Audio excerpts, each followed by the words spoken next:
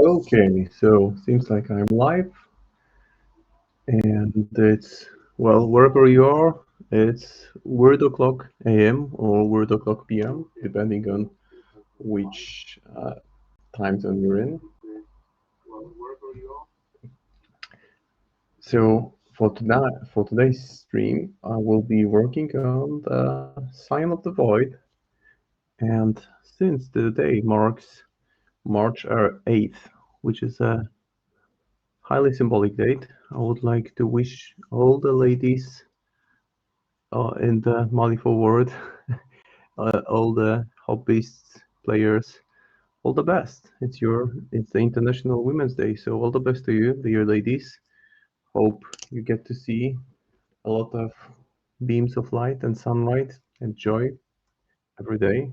Because seems like this world is lacking joy, but so hopefully there is a lot of joy for all of you.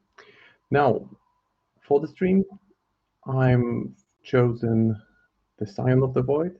It's a model from the Obliteration keyword. I haven't painted that many Outcast models now that I think of.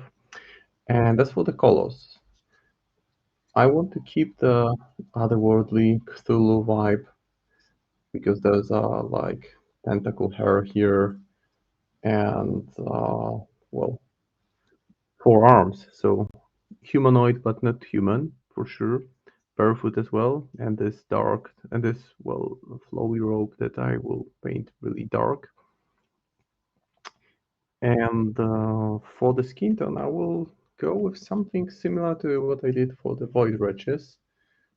Maybe let me zoom in on one, because essentially what I did was going for this dark green-gray look with a touch of very strong, vivid pink almost.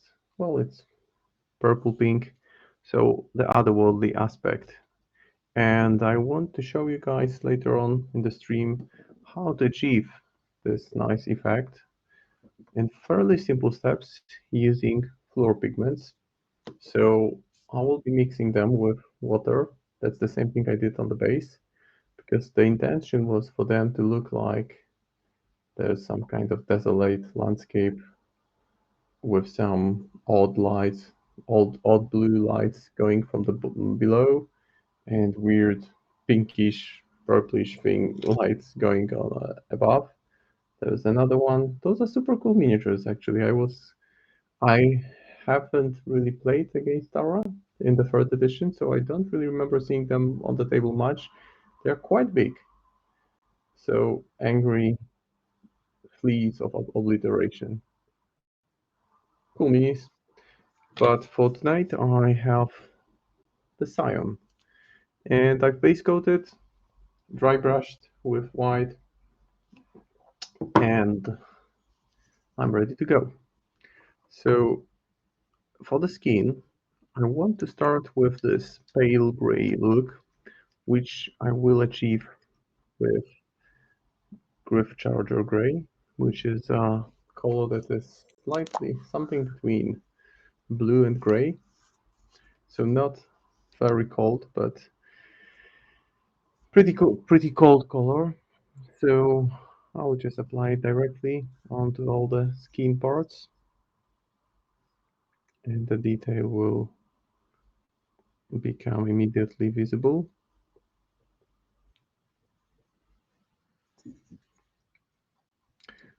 This lady has this kind of unusual tentacle hair, so I will make sure to keep it not too human, because typically I would start with a humanoid color even if I paint zombie-like creatures. But for this one, I want to go all in on this otherworldly Cthulhu look, the tentacle-like look, so the tentacle monster look.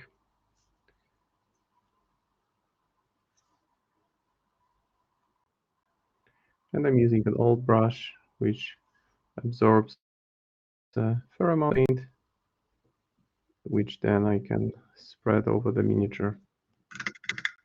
but I think I will still grab a slightly smaller brush, or one that allows me for a little more control. So this one has a slightly better tip. The same on the hands. I'm choosing to go with small areas because skin will be the most time consuming, potentially the most challenging part to get down on this model. And I want to make sure that it already looks good before I move on to other elements. She has some bandages on her wrists that will also be dark because the skin color will be fairly warm in the end because it will be quite vivid green, greenish, definitely not human.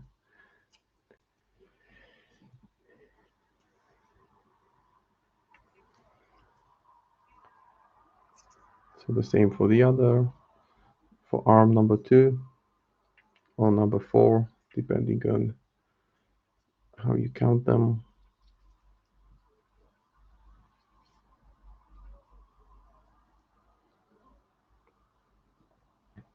And the last arm. Actually, I expect to paint this miniature before my time is up on the stream, before the 3-hour timestamp. So most likely we'll switch to another obliteration model, which I have handy. I will show you guys in a second, but let me just do the same on her feet. This is a really nice color because it's not too dark, not too bright. It interacts so well with the base coat that it already gives this nice otherworldly look after one go. So super easy to work with.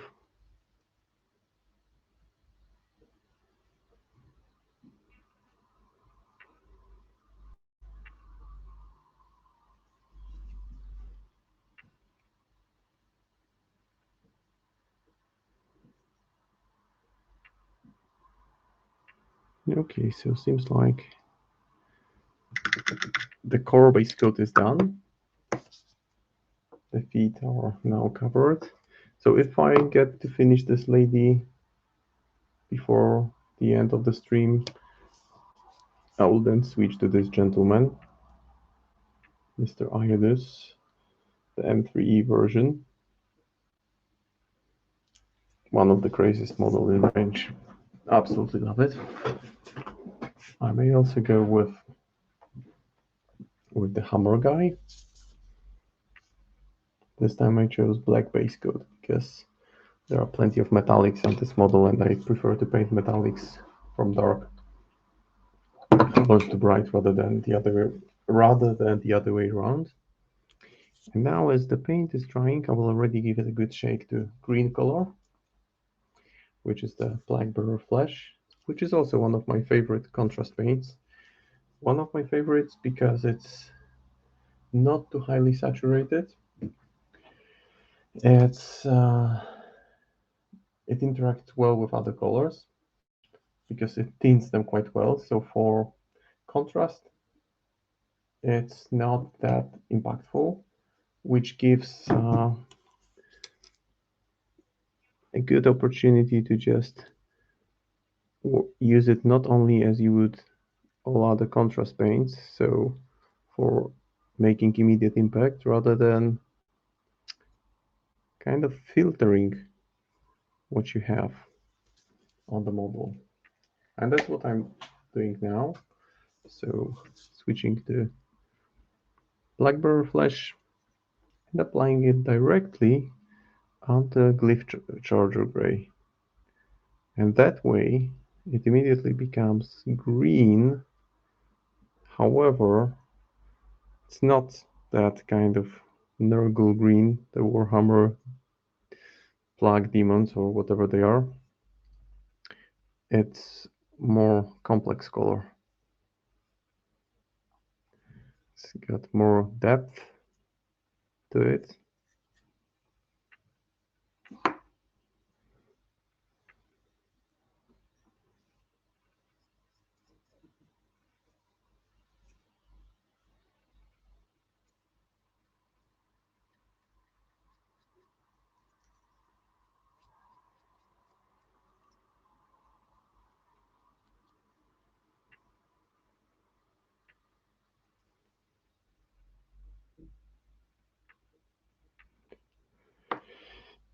So all the arms will be greenish in a second, and I'm not too concerned if I stain slightly the surface around it, because it can be easily fixed in the next stage.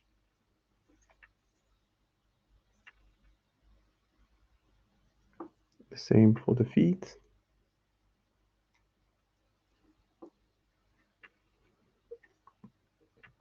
And I'm using my new miniature holder, which is a magnetic painting grip, because I generally magnetize all my miniatures because I carry them in a magnetic case, in a metal case, so they don't move around. I try to give them the best protection possible. So the same for painting. This is just a piece of metal. There's a neodymium magnet inserted to the base, and it holds pretty well. Actually, it's got a longer hold, which I could use, which I typically use, but for streaming can be rotated. Just easier for me. Although I can actually hold the whole thing. Because the thing is, the idea is that you get those heads that are interchangeable, and you can switch from one miniature to another. It holds quite well the large miniatures, although for the larger ones I gave two magnets to the base. So now I will switch back to the Scion. So the green part is drying nicely, and as it dries I will further enhance it by doing some small highlights. So I'll choose ivory color, mix it in a little bit with green that I've just used for filtering.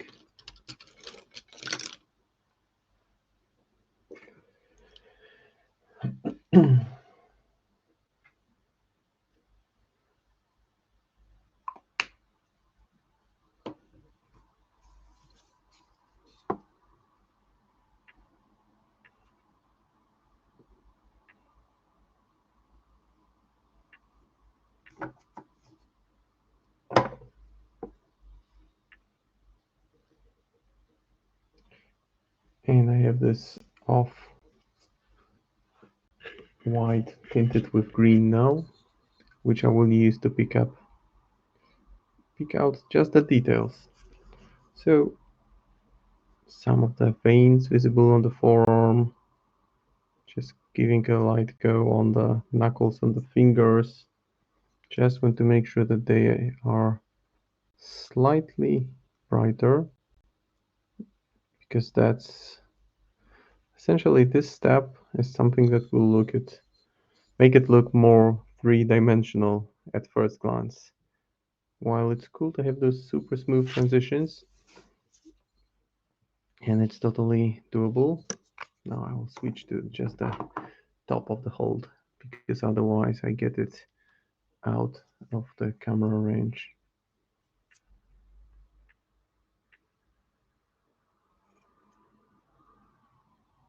So just getting a light pass on the knuckles.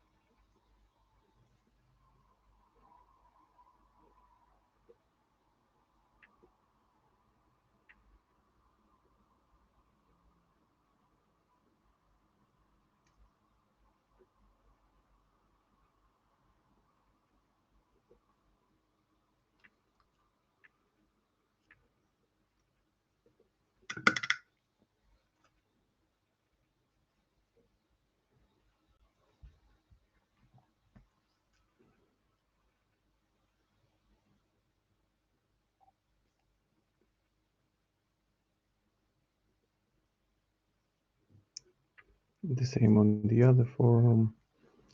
for number 3 or 4.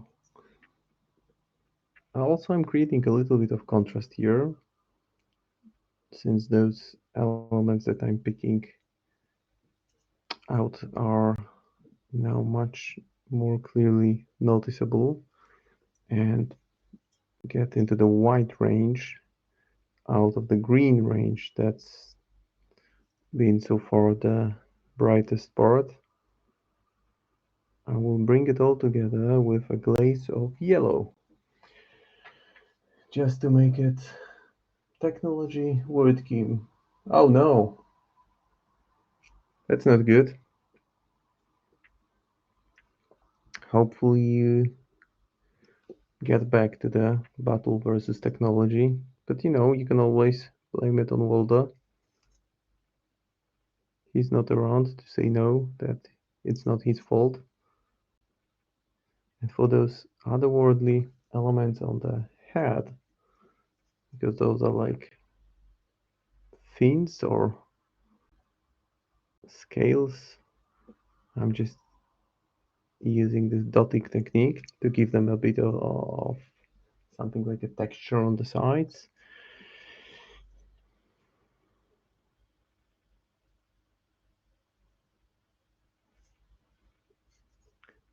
And the same on the forehead. This gives the skin a somewhat unhealthy look. And if you are a creature from the realm of obliteration, then I reckon your skin may look somewhat off-putting. So essentially I want to make her look ugly, but in a nice way. Ugly in a good way. So aesthetic ugliness.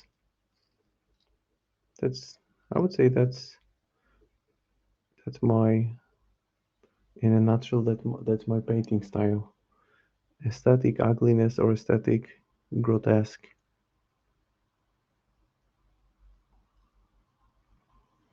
And the same on those tentacles, because this kind of dotting technique allows me to put additional layer of texture while I highlight.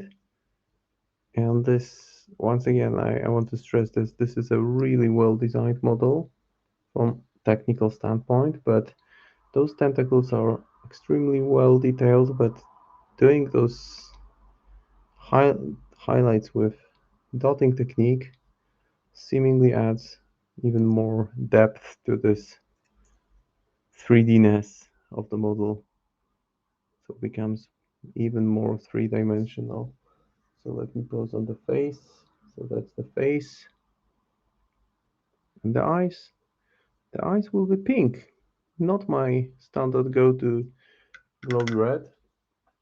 Oh yeah, tasty, tasty. Hey there. Hope you're doing well. Kateran Lama. Kateran Lama. Nice to see you around.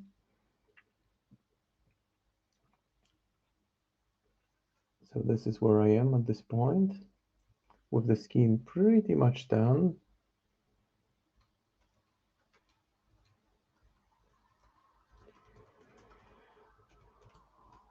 I painted this model a couple of years ago, and although it was a slightly different color scheme, I went with much paler skin tone. And this time around, I decided to make it a bit brighter and more greenish, just because I want the otherworldly look to be more prominent. So now maybe I will use Lamentus Yellow first as a glaze. All right, dotting technique. I've done it actually on some of the models that I painted on the streams here. For example, this gentleman, the cloak was painted with this technique. Just to I think it allows you to get decent level of highlighting. Plus, it adds this kind of more texture to it. The same for the robes on the interior part, because the robes in here are somewhat flat. There isn't that much texture, so dotting technique just gives you this opportunity to make up for it. Though nothing wrong with the standard approach, just different take here. So now I will use some of the Lamentus yellow. It's a very light shade of Vivid Glaze by GW, and I will apply it selectively just to further enhance the brightness and warmth of some sections.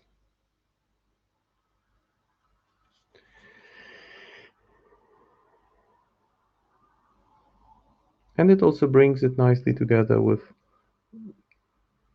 those highlights in some places it might feel like they have become a bit too prominent. It kind of brings it all together. Sure thing. Always, if I have an example handy, I'm happy to share it because it's always easier to talk about specific cases that you can demonstrate. So now that the skin is pretty much done, and it took like 20 minutes, which is not bad, I think, for really good quality of skin. I will go ahead and cover some of the areas which were affected by my not that tidiest work. So around the skin, just to make sure that I bring back the base coat. So using the GW's Wraith Burn.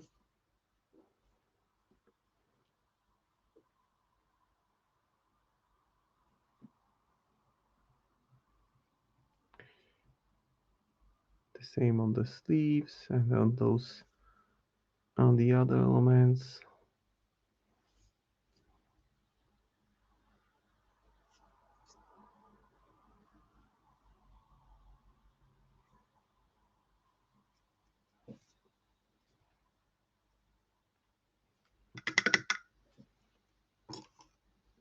And I will also go ahead and reapply it to those bandages.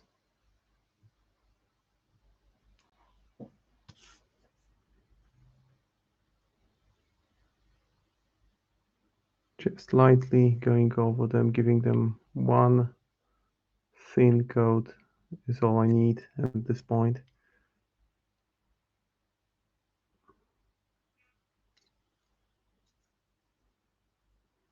Seems like all arms have this kind of bandage on them. I'm still hesitating whether the bandages should be white or dark. Maybe I will paint the rope first and then make up my mind how to tackle the other elements, because I have a general composition in mind. I have it somewhat conceptualized in my brain, in my mind, but I'm still willing to tweak it as I go. This is a pretty cool model because even though the pose is static, it looks menacing, looks like super calm, which makes it even more creepy.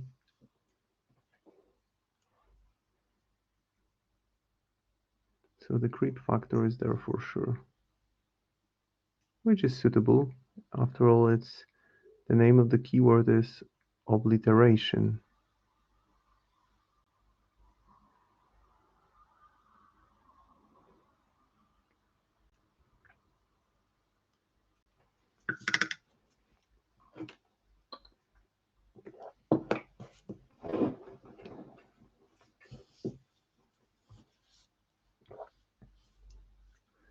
Okay, now that it's cleaned up, I can already start thinking about next steps. Or maybe there is actually, wait, there are some bandages on the ankles as well. So why don't I tackle those first?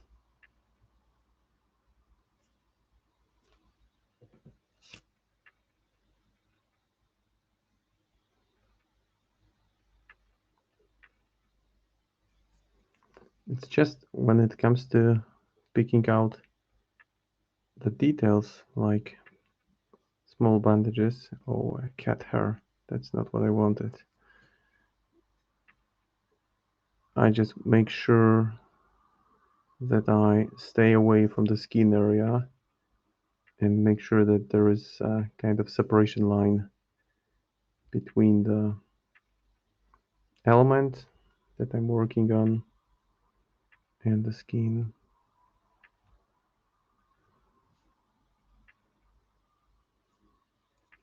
Then it even makes it even easier for adding further shades or highlights. Well, what made me pick the obliteration?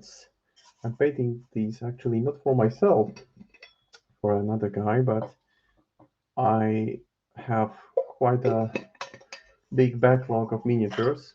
But I thought that I hadn't painted anything from the obliteration keyword or from Outcast faction for that matter on the streams. So that's just a theme, different theme to what I've been doing here. So that's been my thinking here, that why don't I tackle something that will force me to go to different places, which sounds menacing when you talk about Tara and going different places, but well, it is what it is. So the book, the tome, the secret tome, or whatever it is, I'm thinking red here. Red should be good, and I will keep it even to almost black or dark brown in the recessed areas. And I'm happy that I'm painting this keyword because I had only painted the Scion a couple of years ago, so it allows me to revisit this model and tackle some of the really nicely designed models. And that's another bandage that I skipped. I need to pick it out again. But speaking of models, there I'm not sure if you guys saw, but there have been new releases. And in the upcoming section on the word page, you can see models that are in line for up for release until the mid-year point, so until June. Of course, those things are plans, but then shipping issues happen. But hopefully, this is as good prediction as it gets. So plenty of exciting stuff coming up. And those are mainly boxes with, well, I think mostly boxes with master and then two masters and an enforcer. And unfortunately, Zoraida is only out in June, so still a while to go. But some other cool elements, cool miniatures will be released before then. I was particularly impressed with Leviticus, the mounted version. Yep, that's the link. Thank you. The mounted version, because I think that I was impressed because in the Malifu Burns book, you don't really see much of the miniature. You just see the upper body of the rider, so the Leviticus himself. And the horse he's riding looks like a battle stallion, this huge beefy horse. And the detail on, especially on the rider, is very impressive. I was really impressed when I saw it. Also, some of the Gremlin models look extremely fiddly. These will be tricky to assemble, like Brewmaster or Zip 2.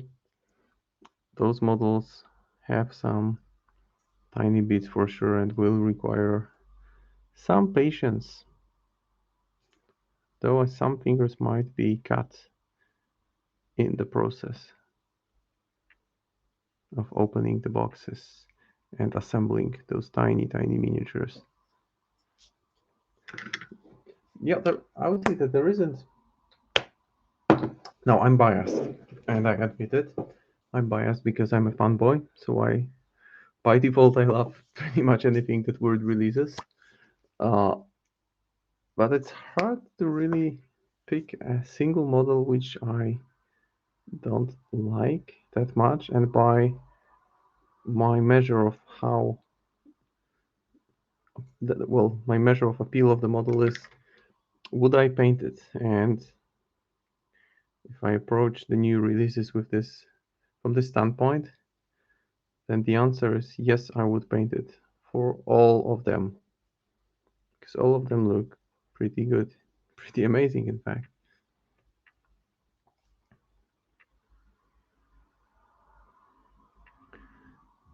One thing that really puzzles me, hey, Bluff,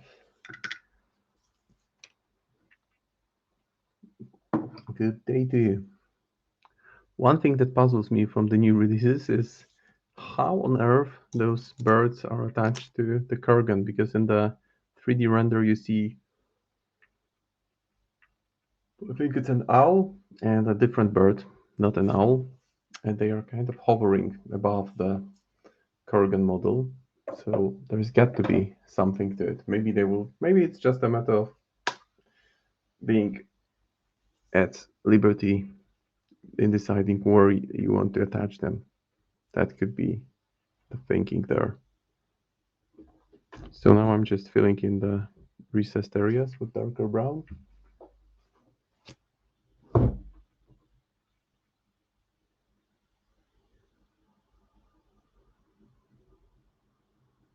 Just adding a bit of depth. Now if I was to choose a title for the tome that Sion is holding, I would just call it the Great Book of Diligath. And if you don't know the acronym, you can look it up, but this would be appropriate. It's just a creature that doesn't care about human existence. So adding some splashes to it, making it look a bit tattered.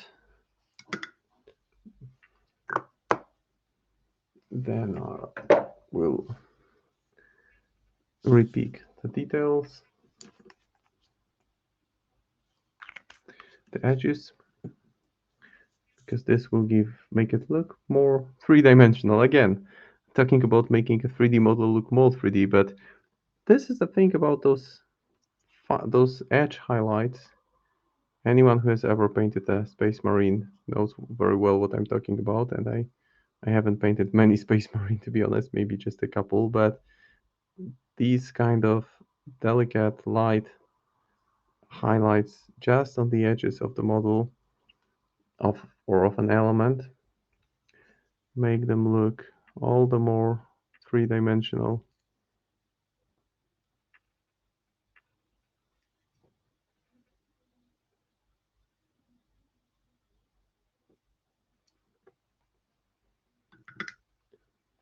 And I'm hearing some strange noises, and my cat is behind me, and he's like kneading the blanket. The cats when they are relaxed. I think this is highly atavistic in terms of feline behavior, because little cats do it when they are sucking milk from the breast of their cat mom, and they knead the tummy just to make the milk flow better. And there are some moments where I think my 11-year-old cat mentally gets back to those times and has flashbacks and thinks that, okay, this is what I need to do. That's why it's cool to be an animal, because you do things purely driven by instinct, not by reason. So this is where I am.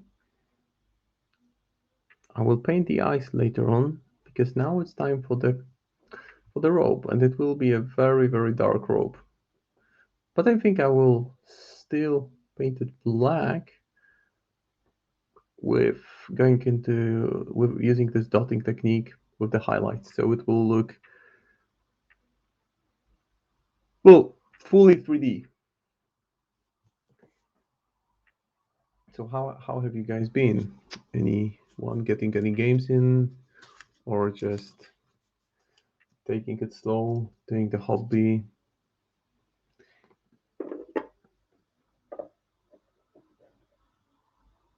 As for me, I haven't been playing at all recently. Sadly, I haven't played for almost 2 months. Well, thank you for asking. Good to know that you've been okay. I would say, those are challenging times to say the least. As you know, guys, I live in Poland, so this is not the most fun part of Europe to be in. So my short answer to how are you is typically in current times I would say I'm underslept, a bit tense, worried, maybe at times even terrified, and I'm just realizing how privileged I am to be experiencing this different mix of feeling from the comfort of my warm flat, right? Which is which is something that you appreciate even more when you get a different perspective. And I know this is a hobby and fun podcast, but it's just times are challenging, and it's while I don't want to bring any opinions to the podcast or any controversial topics, just wanted to get it out of the way that things are okay. But this kind of burden, or if you can call it this way, hangs in the air, and it's kind of made things a bit tougher. But then that's why I'm painting. One of the reasons I'm painting is to, well, it's not that bad. It's, you know, things are that those are the things that are beyond our control, really. And that's why having hobby like this is great because it allows you to just take your mind off the troubles and focus on pleasant things. Because when you get into this painting groove, you just push everything else aside, and that's one of the big benefits of painting. So now I'm applying Black Templar directly onto the base coat, and it immediately creates this wonderful depth that I will further enhance with some targeted highlights. But Black Templar is actually, again, one of my favorite contrast colors. Hey, thanks for another follow. Getting to another 1,000 sometime later this year.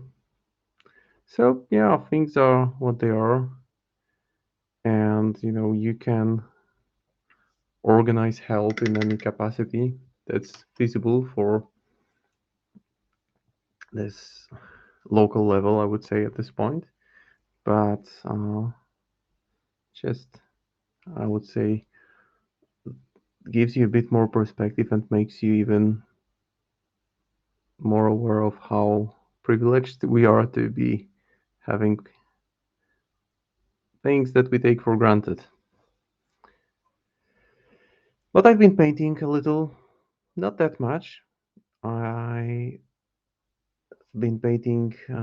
Last month, I painted again more than 100 soulstones worth of miniatures, and all can be tracked in the Painters Challenge, painting monthly Painters Challenge, which I'm sure our wonderful Weird Hobby Assistant will link in the chat, which is a great place for mutual learning, experience sharing, asking questions. It's all in one place, and some really amazing painters show their works there. So I highly encourage checking it out. And there is also a monthly, let's say, focus, not challenge, but focus. And this month, so I've switched to smaller brush just since I'm working around the major details like face and the tone in the hands. So what was I talking about? Bases, yes.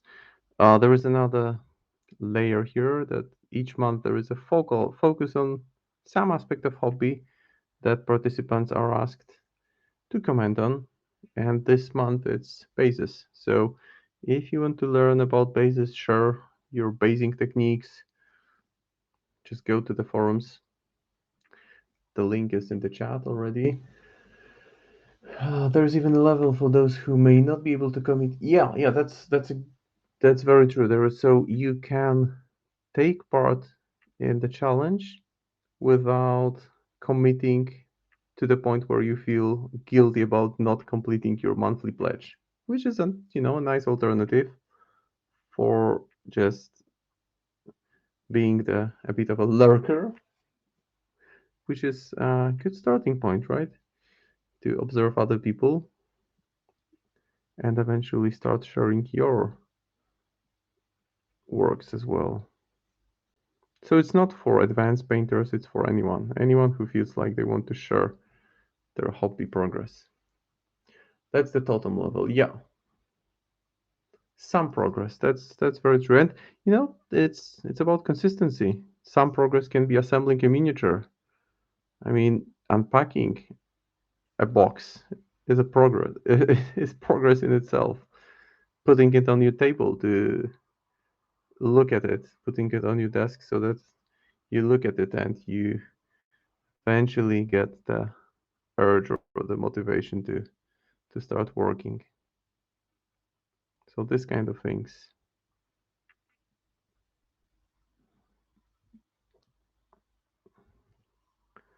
And I would say some of my favorite word miniature painters are there, and I try to comment on all the entries because I think that I haven't seen anything really there that looks bad. I mean, there are people who are more in the beginner range, but really good work all around. So if you want some extra motivation boost, then definitely check it out. There is a thread for every month, and at the end of the month, it's nice to feel like, okay, this is what I've done. Gives you a kind of mental boost when you see tangible progress of your work,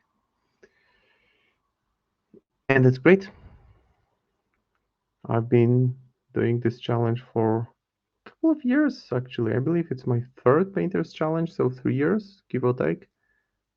You can, on different pledge levels other than totem, you can take a mulligan. So once a year, you can say, okay, this month I'm not painting. So last year I almost took it because I was out for 3 weeks on holidays, but I still managed to get some painting in after returning. And I think I might have taken mulligan once a couple of years ago. It might have been more than 3 years. Can't really remember how many editions of Painters Challenge because it started with, I think, just two guys showing their works, and over time it evolved into this monthly activity. But I'm just not the person to comment on the specific dates when it happened because I just don't remember, to be honest. So I try to make a point to just always check in, comment on other people's work, and also learn from them because there are people are really helpful there. Like last month, there was one entry in which, well, a picture in which one hobby forum user was experimenting with object OSL, so object source lighting, and it looked nice, but one of the other forum members politely explained why it doesn't look good from technical standpoint, and that was followed up with some guided advice on how to make it look better, how to focus on different sources of light and their interaction with other elements on the model, plus some links for self-study, right? For some YouTube videos where it's explained in an easily digestible way. So that's the kind of thing that you can expect there. camaraderie, fun, lots of good hobby tips. I like the depth of color, of red color on the tome. Pretty happy with it, and it's just a matter of, see, white base coat, then followed up with contrast paint applied in red, then some dark brown, and some white edge highlighting, and it already looks pretty decent. And the painted elements of black robe already look pretty cool. So, as you know, if you've watched any of my previous streams before, this is the approach that I want to have here to show you guys how I paint a miniature to a very good tabletop ready level in a matter of minutes. Well, within 3 hours, I think I've been mostly able to paint model or most of the model to a pretty good level. So now I'm applying it quite generously because it's easier to spread the black paint on the model rather than keep on reapplying it. I find that way I avoid excessive pooling in places.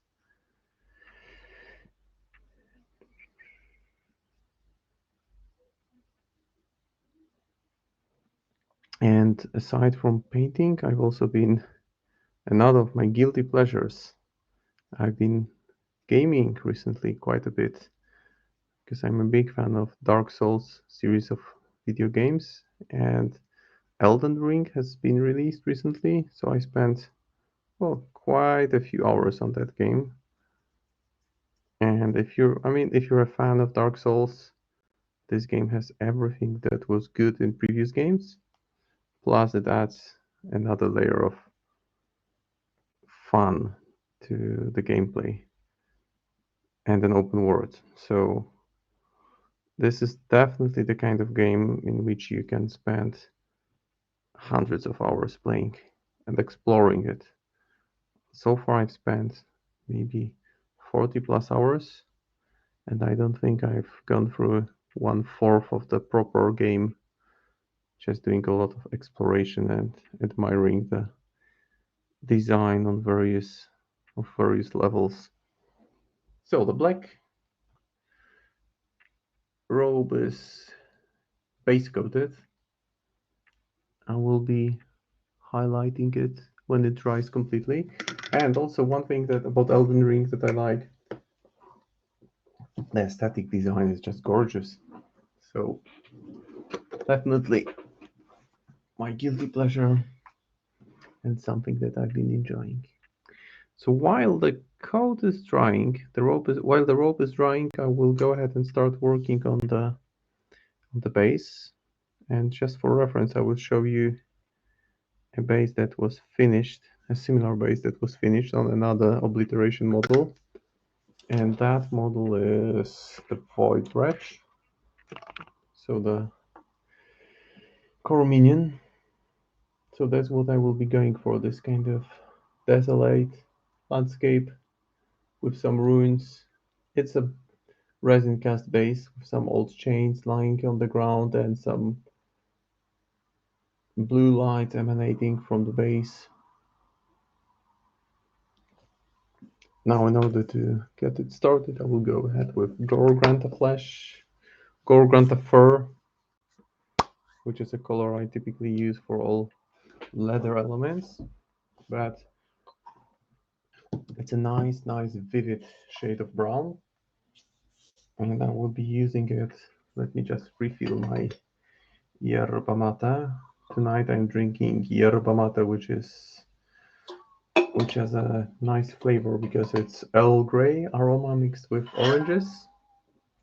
So Earl Grey con naranjas. Salud.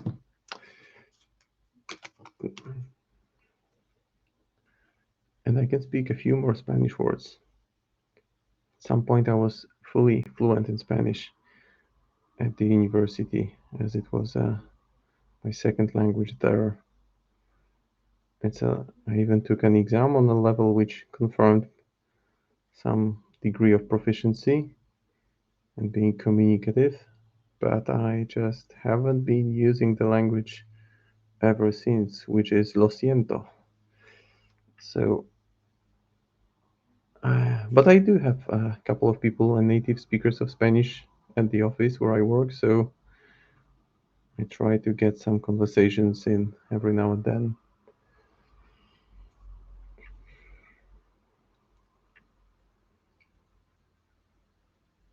So now I'm picking out the larger boulders, the pieces of stone on the base.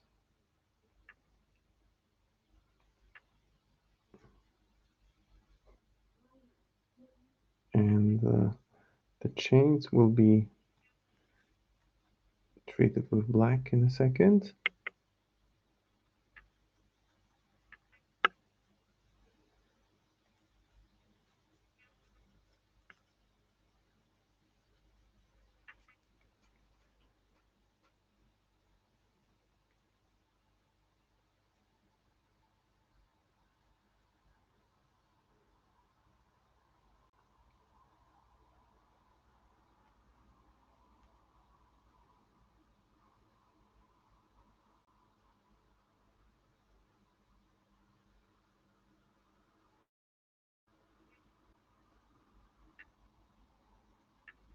So this gives this kind of warm frame to the base, if you will, because then I will add some gray to the sand around it.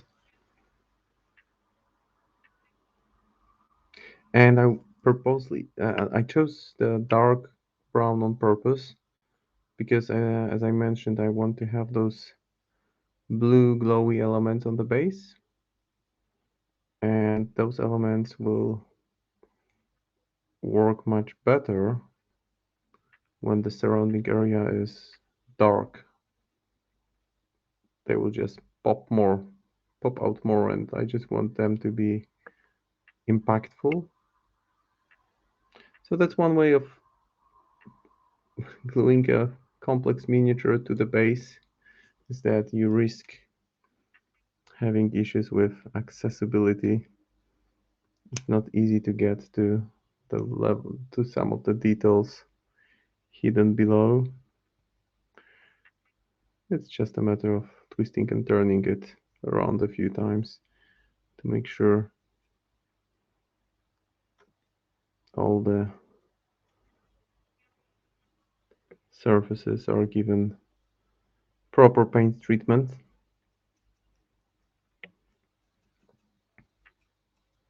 So here's some seemingly random splashes of brown, which will then be followed up with some gray.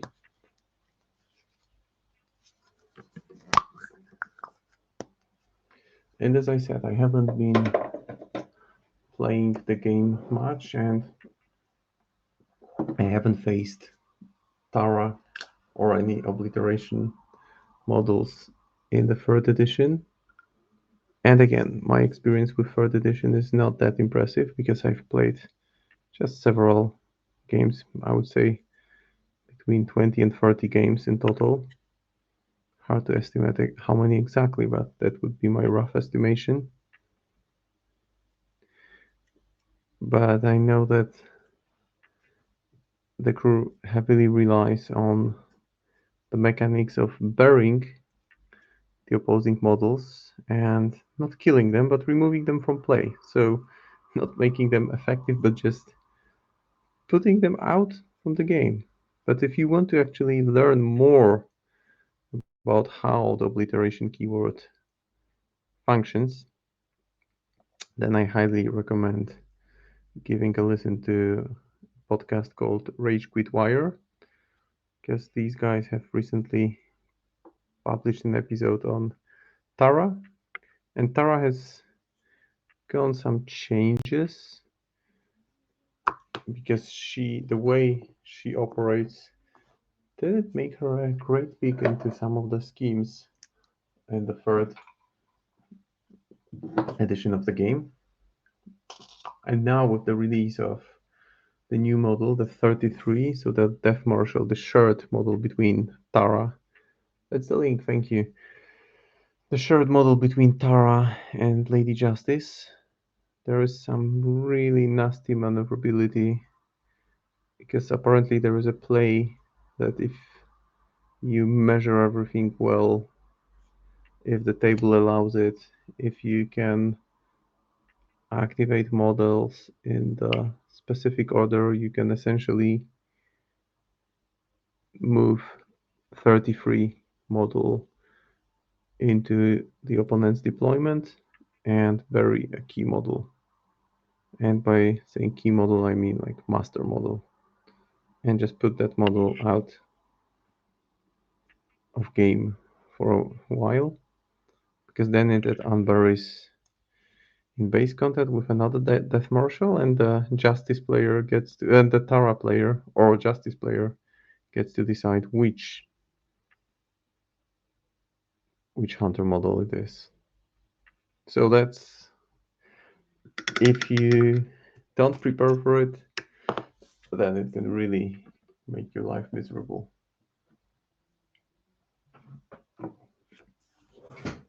Okay, so 1 hour into the stream, and the miniature is more than tabletop ready. It's actually beginning to look pretty good.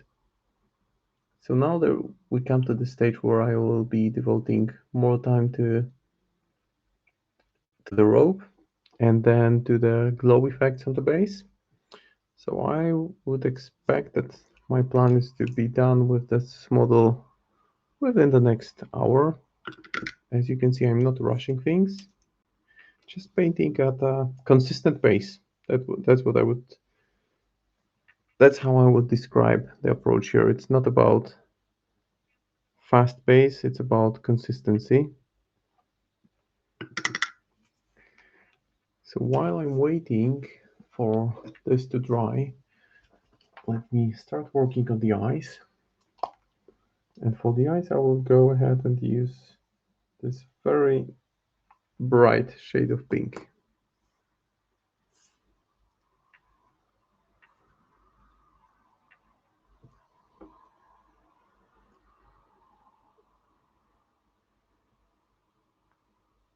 And I want to essentially pick out the pupils, give them a pink base coat, then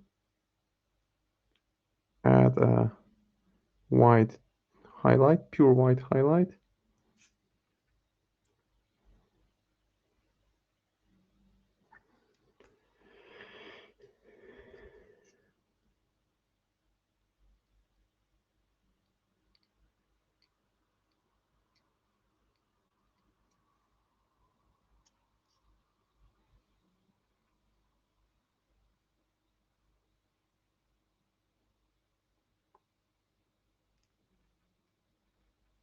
And then I will add fluor, fluo, fluo pink paint to make it look as if the eyes were glowing. So now pure white. I'm not sure if my camera is picking it up, but my cat is just snoring his head off behind me. Now it's an old cat, 11 years old, and I think he has slept only 10 hours today, which is way less than he needs at his age. And since we live in a block of flats, he doesn't really go out to the yard. And has been leading the very peaceful lifestyle for most of his life here with us.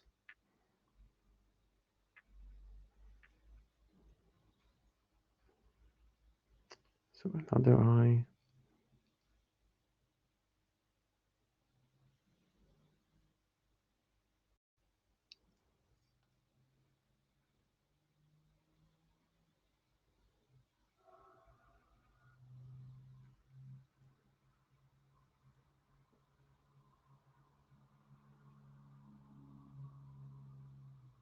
Okay, so the white is in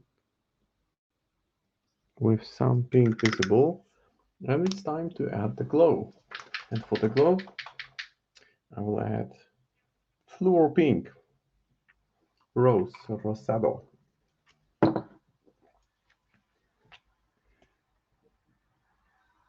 It's a nice color, and it's fluor, so it works differently than standard acrylic paints because it tints the surface and the area around it, and it becomes immediately visible. So this will be a big focal point. So I'm applying it excessively on purpose and removing the excess as it dries until the white pupils are visible. And in the process, the area around the pupils gets tinted with this fluor color and makes it look as if it was actually glowing. So let me pause for a second. So I would say this is a pretty cool effect, and it literally took me 3 minutes to achieve. And I'm not boasting here, it's not about feeling good about myself, it's just, about sharing a technique I've learned from someone else or discovered and refined along the way. So the camera is not picking it up to the level that I feel it looks in real life, but trust me, it looks really good. And those two elements, the tom in the section, in the midsection, and the eyes, as you can see, those are the focal points on the model. Because the base is toned down, dark robe will be brighter, but still will be dark. So those bright elements will, they in a way add a lot of dynamism to the model. Nothing wrong about keeping your color scheme more consistent throughout the whole model, but I just felt that here it just adds this additional degree of, well, say, complexity. So now I will go ahead and choose dark gray. To make sure it's really dark, I will even add a touch of black. And here I'm using Reaper Stone Gray.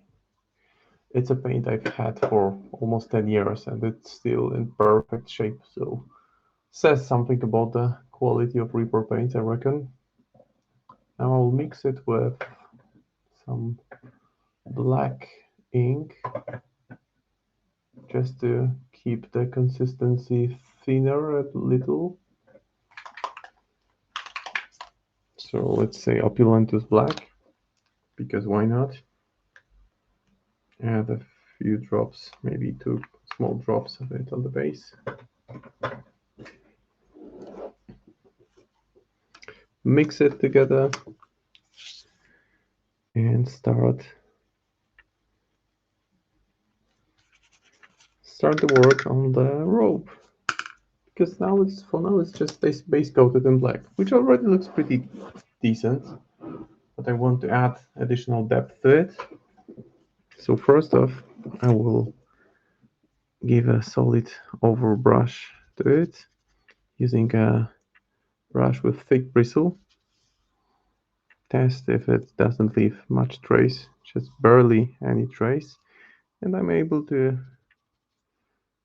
essentially just rub it against the surface of the model using the side of the brush,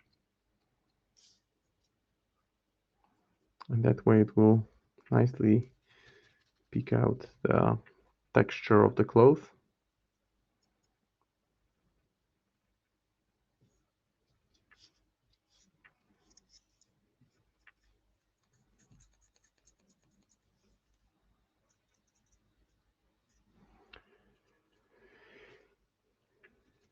And the sleeve again.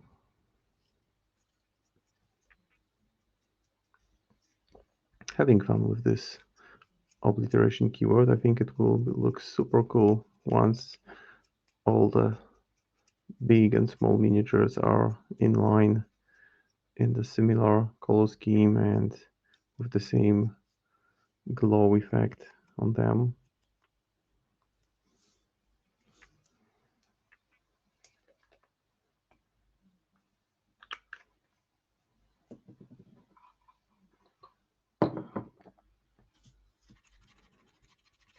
Now going more extreme on highlights, so this time really bright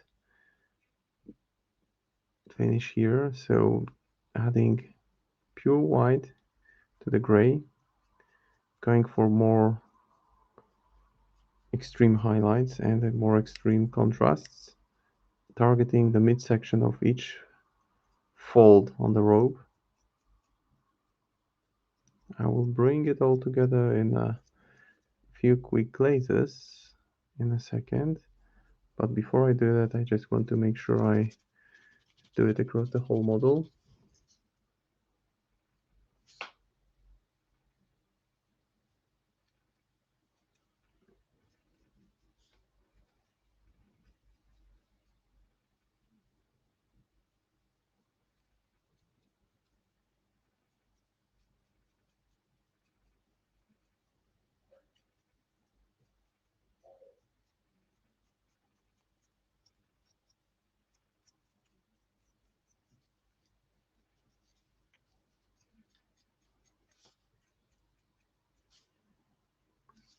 And it's already looking much more three-dimensional. Although the white highlights are a bit too extreme, so they will require some toning down. I think that actually, what is it? What are those elements on the road? Are those stones or? I think there could be stones. So I might actually paint them in blue just to add a bit more diversity to the dark color scheme.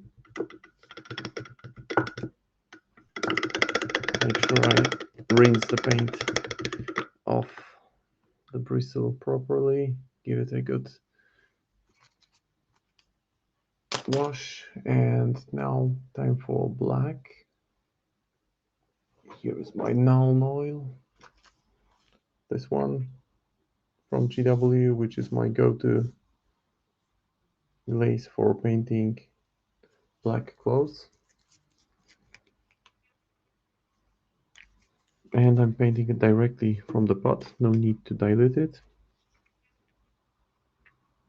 So again, loading the brush with it. As you can see, it's like big drop of glaze, and it nicely brings it all together.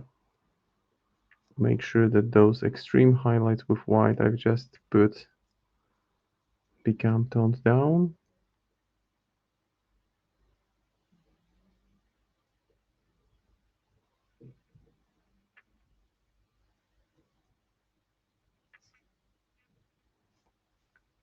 Doing into the back as well.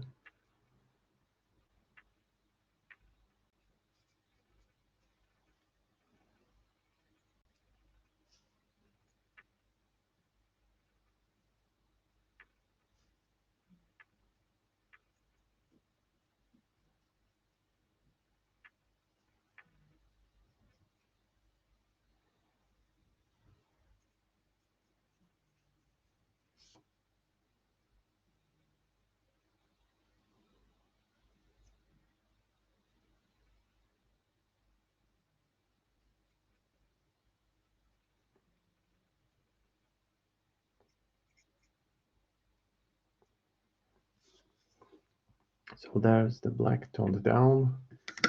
No extreme highlights showing. Looks super glossy at this point, but it will be muted down once it dries. And while it's drying, I can actually do some dry brush on the base. Why not? For that, I will choose the Bone White.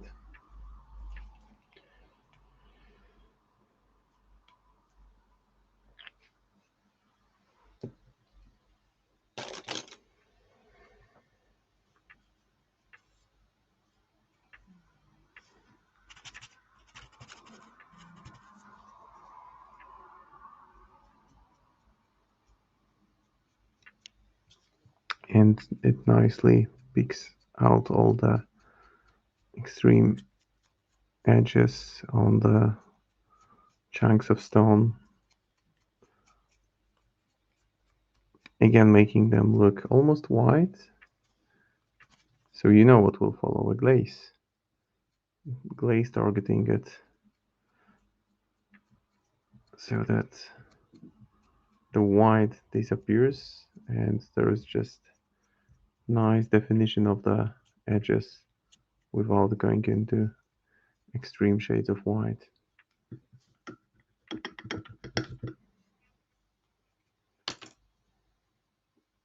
So for that I will use flash wash, or maybe not flash wash. Maybe mid brown would be better because it's a bit reddish.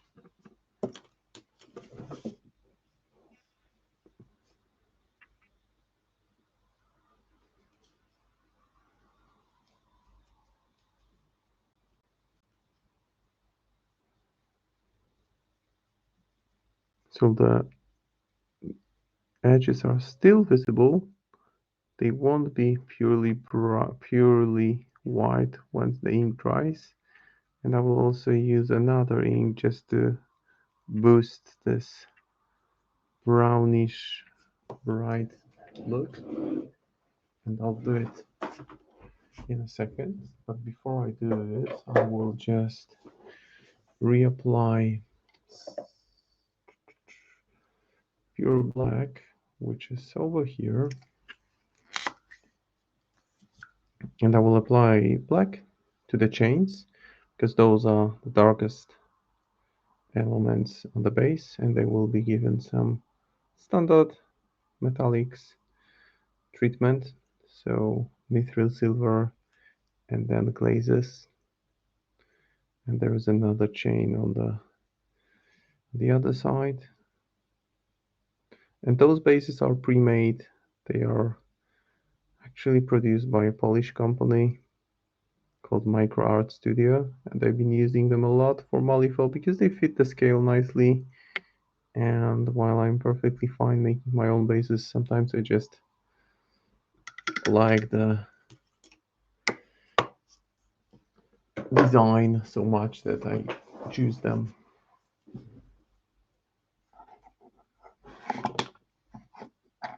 So just to show you for comparison, this is how a base like a resin-made base looks like prior to painting, and some of the weird miniatures are created in resin-like material, like those limited ones. And speaking of limited ones, it's not a limited version from the upcoming releases. My favorite by far is the Little Red Riding Hood and Dead Wolf. So alternate Ferdinand Vogel and Beast Within. Just superb design. I mean, I'm lost for words. Those are absolutely incredible miniatures. So well designed. You have this. I mean, you just get to see it. Those are those are amazing. They just rock.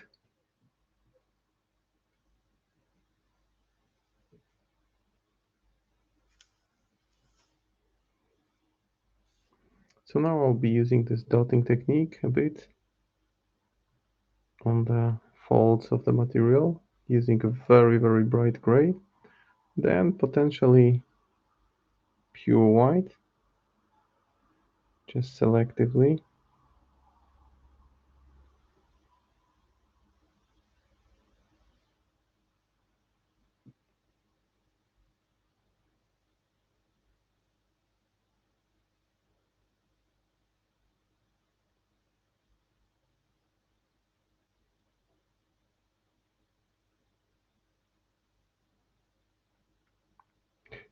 And I like the overhead lighting that I have because it kind of gives me a solid idea of how to place the dotted highlights here.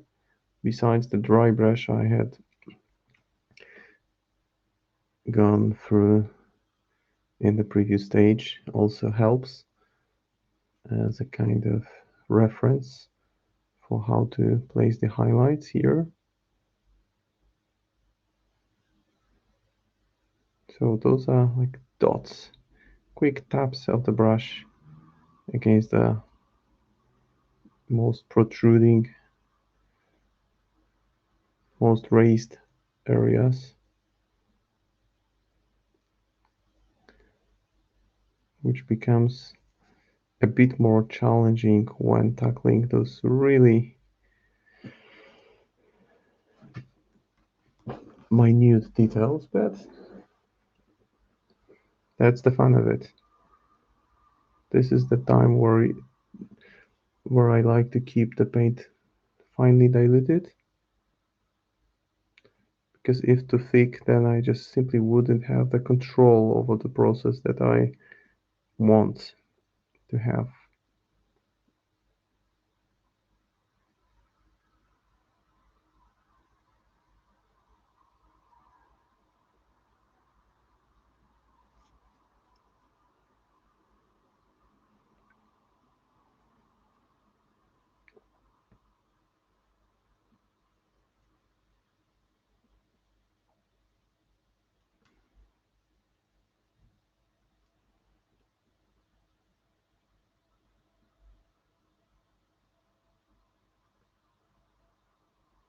So this is a bit more time consuming, probably the most time consuming part of this process on the model, but the benefits will be there because once it's all dry,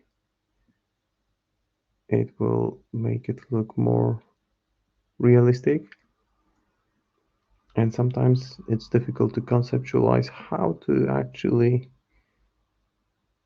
design the highlight pattern on a model that consists of one element, and here one element predominantly, and here this one element which constitutes the majority of the miniature is the rope.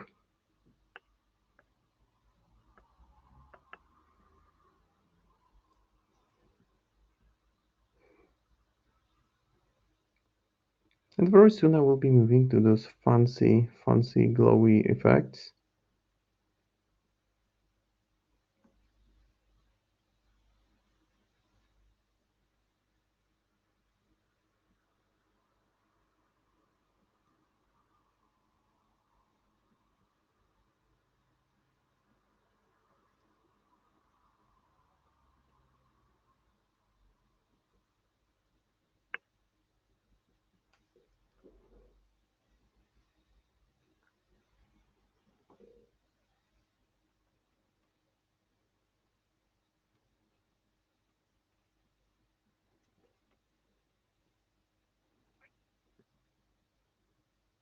Now going into even the brighter scope of things, so almost pure white.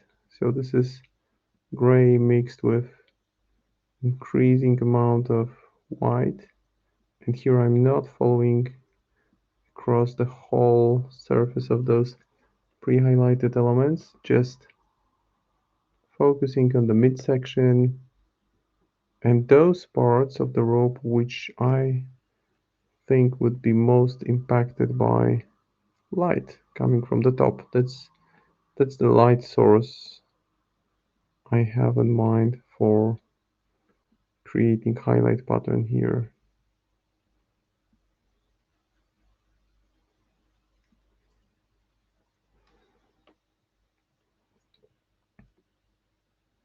Oops, moved out of the screen for a second. Sorry for that. And as we're nearing the midsection of the stream, I'm already like 60-70% done with this model, so I'll definitely be able to make a start on the other one. I mean, I've already started the base on the other one, but I can start making progress on Ionus.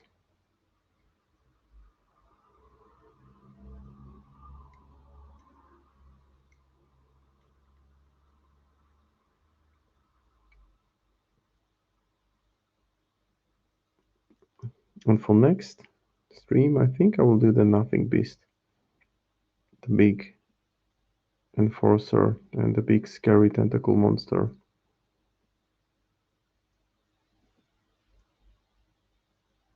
So I really like it. Has this Lovecraftian vibe, and I need to refresh my knowledge of Tara's story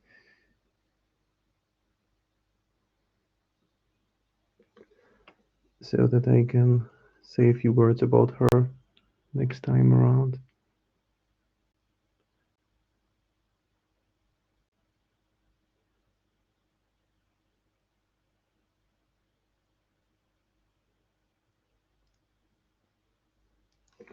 So for those beats, has anyone ever accidentally superglued themselves to something? I have once superglued myself to myself. So I have superglued my fingers. And I was so caught up in the work that I didn't really pay attention. And then I wanted to pick something up and I couldn't because my fingers were firmly glued together. So that wasn't fun. What has happened to you? What have you what have you attached to yourself? What kind of kid bashing are you doing on yourself these days?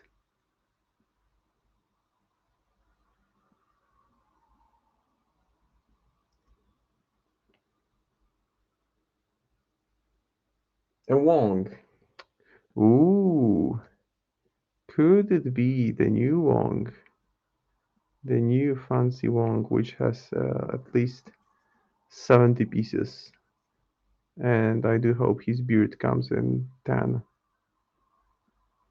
because that would be interesting.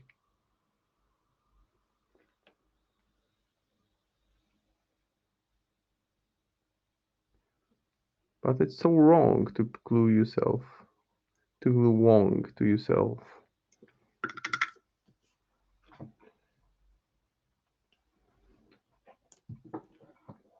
Now for the glowy part, I will use candy ink for those beads on its neck. And I will apply it directly over the white elements which I've just picked out.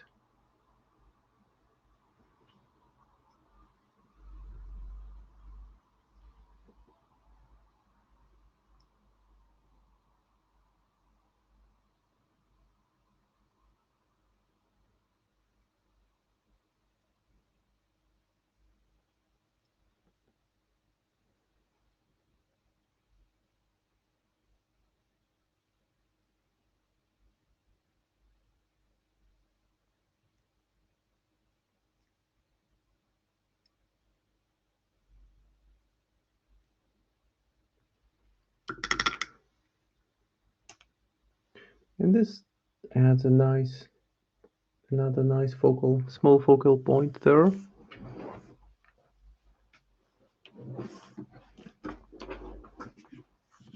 And before I do the fancy glow stuff, I will still continue with the metallic elements. So I will go with chainmail maybe, just to pick out the texture of the chains on this base.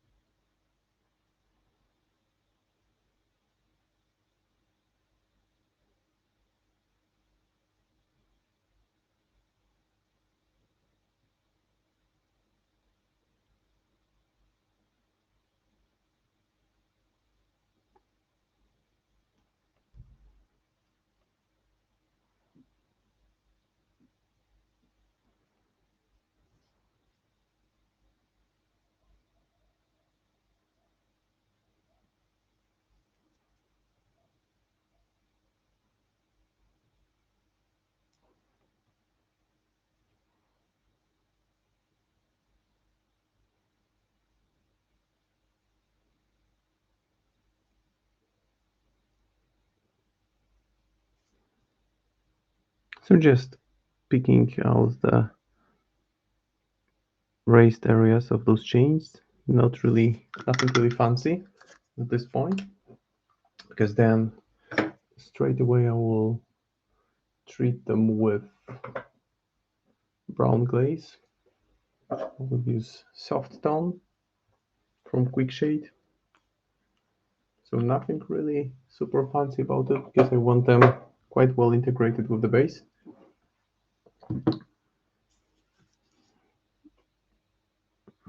So this will make them look somewhat rusty, and that's why I didn't really bother picking them out completely, because once only the raised areas are painted, the ink will flow nicely over the surface and will create this nice transition from pure black through brown to silver, which I will further reinforce with a light touch of mithril silver shortly.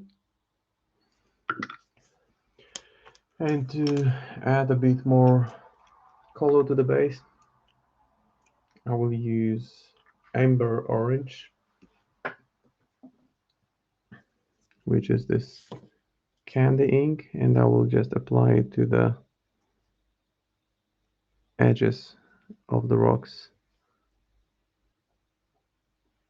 Just a quick work here, nothing really super complex, but something that will add a bit more vibrancy to the base, which is really toned down, so I want some touches of color there as well.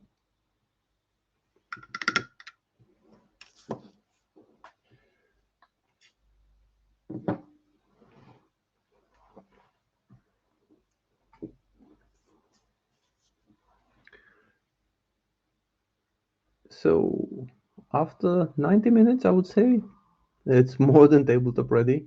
It's already beginning to look pretty cool. And I will start working on those promised special effects in a second. Just thinking about where to place them, and by special effects I mean things like that here. So this kind of pinkish glow, and I'm thinking that would look pretty good around the book that she's holding in the middle. Maybe around the hand as well, holding the book. And then of course on the base. So now time to pick out the fine details on the base, on the metallics, just painting the raised areas.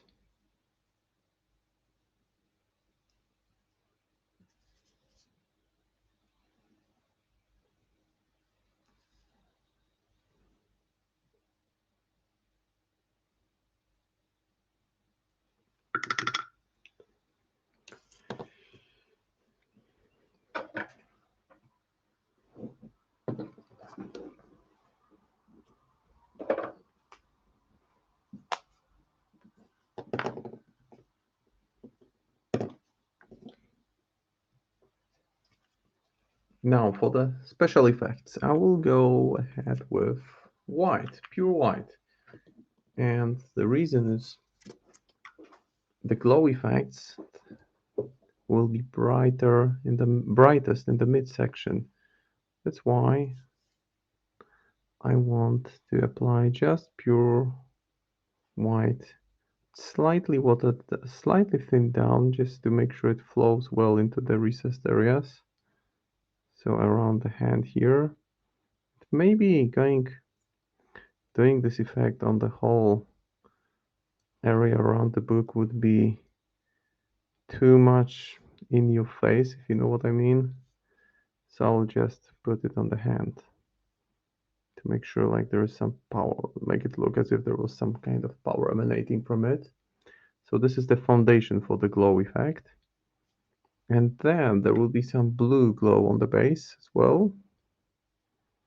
And for that I will prep with just adding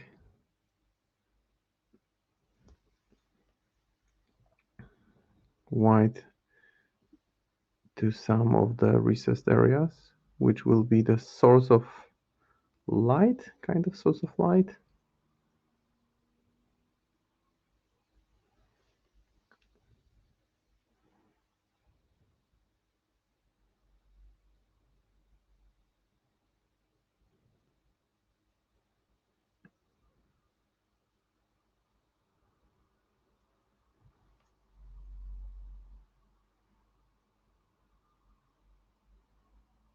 And over there as well. Yeah, and this is like a network of lights that will be taking over the focus on the base. So something like you have here, where the dark rocks are affected by this blue light.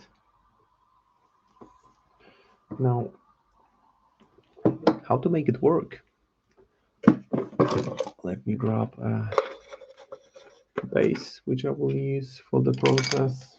Maybe not a 50mm one, that might be too large. I think this one will do, 40mm as my mixing pot. Maybe even 30 will be enough, fine enough. And let's take it from there.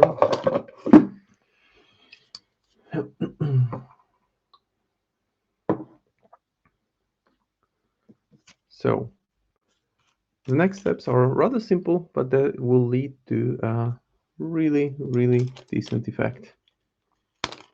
More than decent, very nice effect. Because we want to have this pink glow. So far I've just base coated it with white. And now I will use this pink powder. As you can see, it's extremely bright, super vibrant color. I'll just put some of it on the base and mix it with water, because essentially this is dry paint. This is dried pigment. So if you mix it with water, it doesn't mix that well. So you need to put some effort into it. You will get a fun type of paint which has this slightly separated pigment, and it's not really good for highlighting for standard paint approach to painting. But if you apply it, this weird mixture around those highlighted areas, those base coated in white, then you all of a sudden get this glowy effect, and the pigment will dry in the way that it will gather around the recessed areas. It will stay there and tint the area around it, so that there will be this kind of illusion that there is light emanating from it.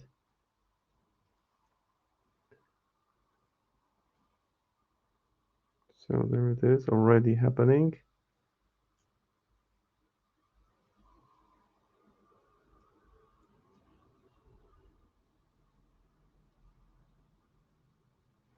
I will add a touch of purple afterwards. It's not easiest to control the process here, because it's not like, as I said, it's not like standard painting with acrylic paints.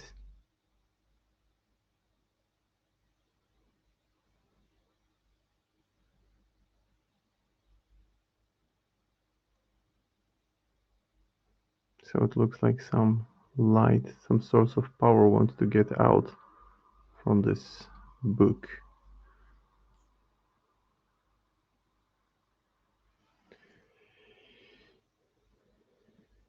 And this is as close to professional object source lighting as it gets in terms of getting really, really nice effects in a matter of minutes rather than hours that you would normally need for it. And as you know, I'm all about hobby cheating, hobby tricks. Because why can't we cheat? Why can't we do tricks that lead to effects that are just pleasing to the eye? Now onto the base. I will make a blue mixture. And actually for the blue mixture, I want it slightly brighter. So I will dig in for the white fluor pigment and add a touch of it to the mix just to make it still fluor but much brighter. Pink, not pink, bright blue is what I want now. Okie dokie, that's more like it. And I'm just applying it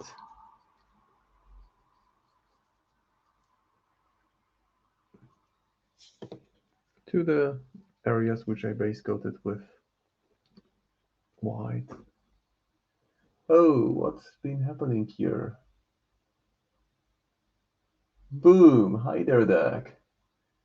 Big bunch of people. All right. That's a lot of people. Yay. Attention. You got the attention for sure. And great to see such movement. Wow, that's nice. 37 people in the stream simultaneously. That's nice. Eat paints. Yeah, I suggest fluoropigments. They tasty stuff. I was just so focused on, putting those glow effects on the base that I just missed out on so much activity happening on the stream in the chat window. And now I feel somewhat puzzled. Why? What's going on? Why such activity? Raiding party. That's cool. Tasty fluorescence. Yeah. I think trying to not to leak the brush on purpose because it might leave a somewhat not funny aftertaste. And the good thing about using pigments in this way that I mix them with water is that when they dry, they just dry differently. So if you look at the book, for example, this looks like pretty cool OSL, even though it hasn't been. Maybe different lighting will make it look better. Yeah, it's super bright light, so it doesn't really help, but it's there.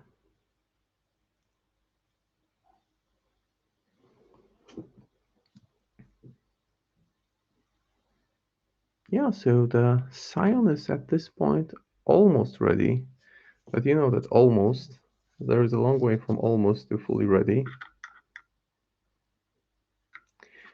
And yeah, just dry pigments. So essentially what I did for the glow effect here, I just painted a very thin line of diluted white in the recessed areas around the hand and the fingers, and then added pink fluo pigment, mixed it with water, and applied it generously over the area which I base coated with white. And that's the magic. Yeah, thanks for dropping by. Good seeing you here. And yeah, that's the effect. I've been using it on some other miniatures like this one. Here mostly on the body. And here mostly on the base.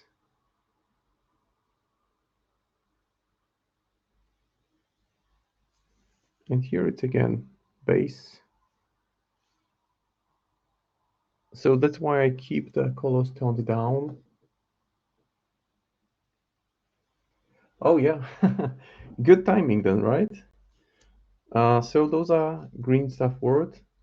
I think they are Spanish, but I'm pretty sure you can get them on eBay. Generally, really good company. I'm using a lot of their product. I've been using a lot of their products recently. So that's the magic, really. Let me look, change it to different lighting. I think this in this light it looks more closer to what it looks like in real life. And with those pigments you can experiment, because I can just also tweak it slightly, add a small touch of purple. Yeah, really good products. They've been expanding their range of products considerably in recent years, months. So right now I'm just mixing some purple fluorescent pigment with water and just adding a little bit more to the book so that it's not pure pink. And they dry so nicely because they impact the surface in a wonderful way as they dry.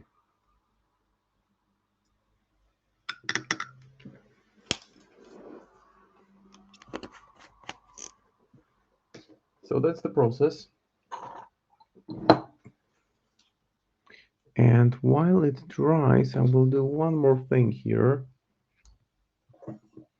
First of all, I will refill my yerba mate.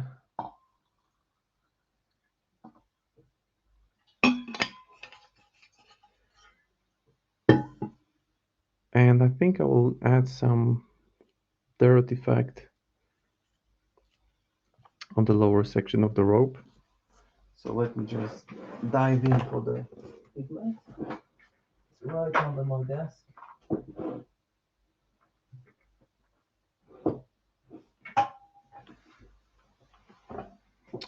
Okie dokie, that's the one. Sealing differently. I would say that the only difference when it comes to sealing is that I give a very good shake to the matte varnish that I use, and I spray from greater distance so that it hits the miniature. It doesn't hit it so hard, because if you spray from close, it may blow off some of the pigment. But if you spray from further and get gradually closer, then it seals properly and there is no damage done. That's the only thing to be mindful of. But other than that, it's the same, and they stay on the model. They don't chip off. So really, really handy stuff. And I think that they work most effectively when you have this kind of toned down colors on the model, and you have an element with fluorescent pigments, and it just pops. It just make it pop. And when you see this model, imagine seeing it on the table in a game of Malif. You see, ooh, this model has a book, and then you see, oh, okay, it also has a robe and tentacle instead of her, but it has a glowy book. That's that's the idea of using this kind of focal points on the model. So I will now just take it out, take it off my wonderful magnetic holder. That's very true,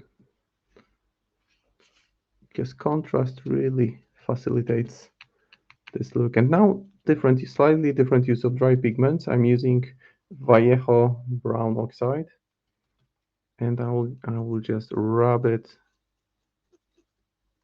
into the rope just to create this dirt effect. This can be used also for weathering, for adding rust effects on metal elements. Only thing to be mindful of when you do this kind of work, don't do it in one line. Just make sure you do it more to the top here, less here, so that it looks uneven. Because if you do it in just one horizontal line, it will just look artificial. It won't look good. So this will add this lovely. Yeah, photographs better on black. I'm not good at photographing on black backdrop.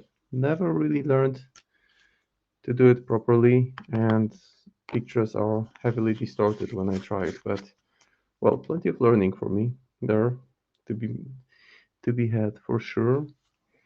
So the only thing on this model before I varnish it, and I'm not going to varnish it during a stream because I do it from can and I need probably I will do it in daylight, but I will share the pictures, of course. And I'm not finishing the stream yet, Kim, just in case, because I have some other stuff planned for today, tonight. So I'll be switching to a different obliteration model. So just painting the side of the base using Vallejo black, mixing the fluoro pigment with water. I reckon they can. I mean, I've just mixed them with water because I had it handy, and I did it last time I was working on those little guys. And I thought, why the heck? Let's see if they interact with water. And they interacted. I think that the key issue is here that they dry nicely with water because water evaporates very quickly, faster than the medium. And then the kind of pigment residue that's left in the process has this nice effect that makes it look like you've put X number of hours into making this smooth transition from the glow point to the well object source lighting. All right, so time to remove the tactical tissue that was used to absorb most of the dried pigment. And okay, small bit attached here, which is not a problem. I can just move it around.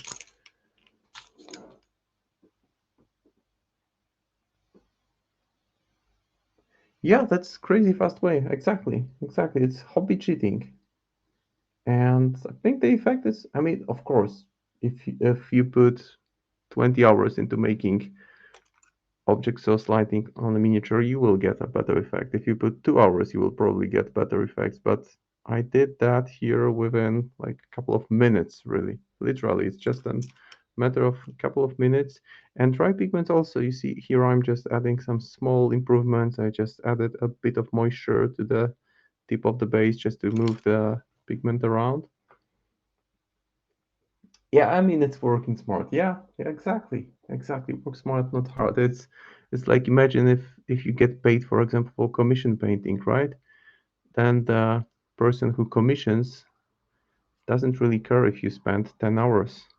I mean, it's the same for any kind of work-related context. If you're hired and you do things fast, you're not paid for how fast or how slow you do it, but at the end of the day, it's the final result that matters. So this was painted in approximately 90 minutes from the scratch. I'm pretty happy with it. The black is solid. It's not pitch black, but there are some highlights to it, some nuances, some dotted highlights, and also the glow is there, the glowy eyes, which I painted in a very similar way to what I do with red eyes, only with pink this time. Some some small focal points of blue on the necklace that go with the blue glow on the base. And this will be brought together nicely with a coat of varnish, which I will apply later on. Besides, I cannot really spray in the room at this point, even if I open the window, because the cat is asleep here. And you don't want to interrupt cat's sleep, right? You need to respect the cat. So let me put on two different models. I mean, I will do some small tweaks, but I have Talos and Ionus that I will be working next in the obliteration keyword. And Talos, this is the model which I painted with pure black. I base coated it with pure black because there's plenty of metallics going on it. So this will be a slightly different approach, and I don't think I will do it on the stream because I'm too uncertain about too many things. And I have Ionus now. So I thought that here I would have Dark Cloak and the whole clock section would be painted more or less like this Void Wretch. So this greenish, yellowish, dark color and plenty of pseudo OSL with dry pigments. And this is such an amazing miniature. Because actually Ionus, the first model, I think it was released as World 10th anniversary model, and it was cast in this pre-assembled form, so in this rubbery like plastic. And I painted it a couple of years ago. Super nice miniature, but now Word has re-released it, and I'm just adding some candy ink to the edges of the stones of the rocky formations here. I'll do the same on the talus, just since I have it on the palette already, and I will switch to Ionus only for the remainder of the stream. And as I said, for the next stream I will be working on the Nothing Beast, the big tentacle guy. Maybe also Karina or Tara herself, who knows? Who knows what the future brings?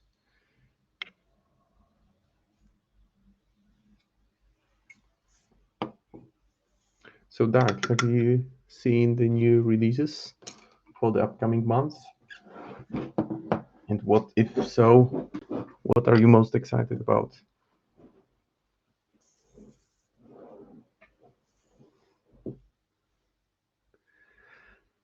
No, for Leviticus. No, so I mean, I mentioned Leviticus and the horse. This is probably my favorite from the batch. I'm also happy, definitely happy about the radar, but you've glanced at them. Well, have a look when you get some time, because plenty of cool stuff there. Plenty. There isn't a single miniature that I dislike. Although, as you know, I'm very much biased. Buy you a Neverborn starters to your nephew. Yeah, how old is your nephew?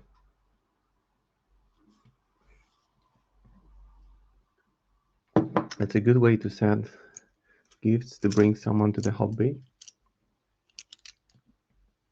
He's 12. That's cool.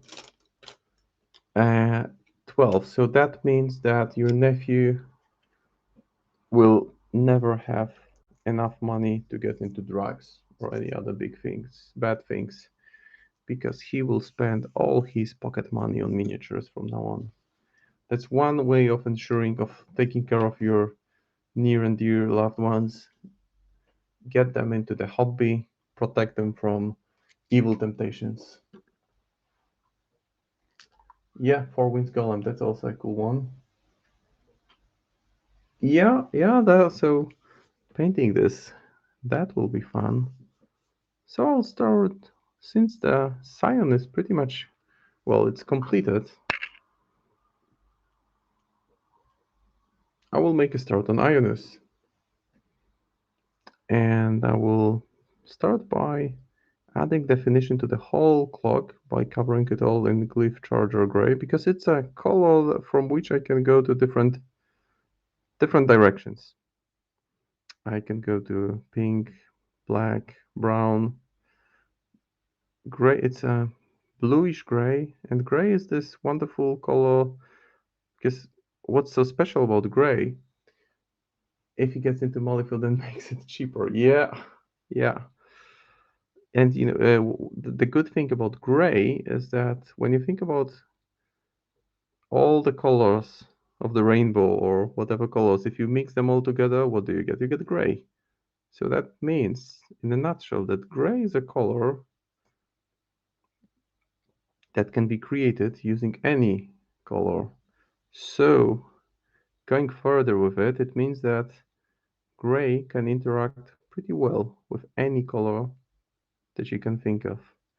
And you might have noticed that if you were doing some work on house renovation or interior design, there is a big tendency of painting the walls gray because then you put curtains, pink curtains, blue curtains, brown curtains. Everything will work well with gray. And that's a good starting point for if you have a hard time deciding what color to paint your walls in your new apartment, or if you're renovating apartment, go with gray because you can't go wrong with it. You just have to decide whether you want it dark or bright. Yeah, that Alt Vogel and Beast Within is my favorite. I just love it. You've put Sandeep together. Wow, you're so lucky. You already have access to those new fancy stuff. Probably assembling them for some showcasing by word, but kind of jealous. I would love to have a go at Sandeep. He's like levitating on some flowing energy, I guess. So yeah, that's a cool model for sure. He comes in the box with Wong. Correct me if I'm wrong. Is it Wong? So that's the core of the clock, and it's already shaping up nicely. I think I will do the bottom part also gray. And then those cloud-like things that are emanating from it, I will paint them with purple.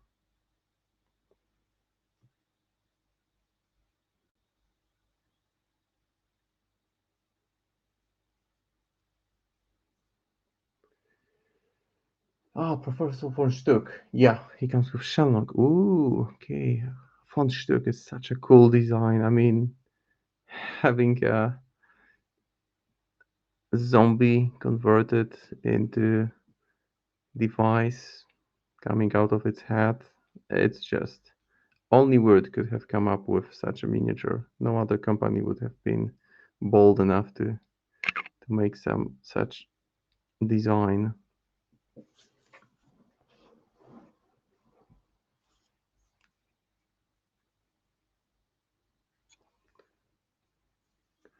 Okay, so some of the areas on this model will be pretty hard to reach.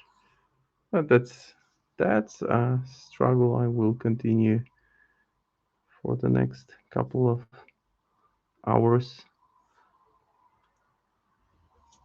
And there are actually hands coming out of the clock. So that's another mind-blowing design. So for those cloud-like effects, I will be bold, I will go with magenta. Because you can't go wrong with magenta, can you?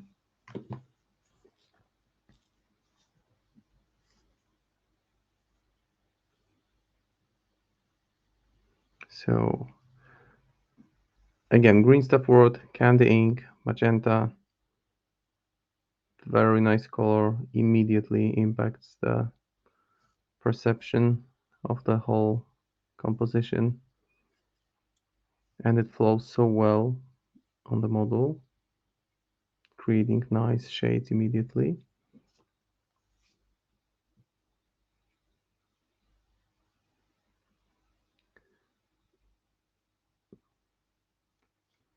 And just need to be thorough here. I want to cover the whole cloud-like section.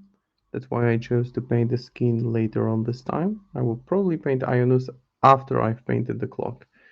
So we have gray and pink, and you see, as I mentioned earlier on, can't go wrong with gray. Any color you put next to gray will look at least good, maybe even great. Though I think pink really works well with gray. But that might be because I have two girls at home and Well, they are not at the stage where they want to wear pink stuff all the time, but they've been through that stage where all they wanted was pink and all they got was pink. And everything at home seemed to be going pink for a while.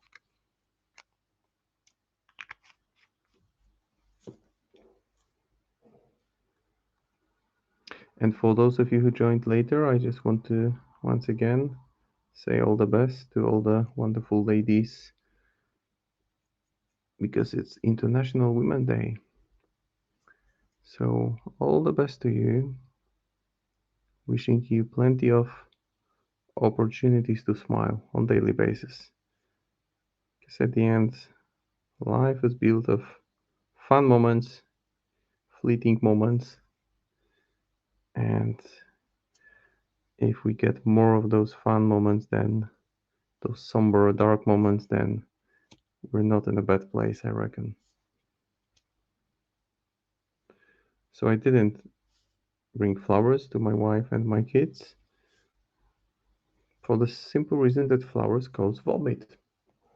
And as strange as it seems, the explanation is that my cat tends to nip on them.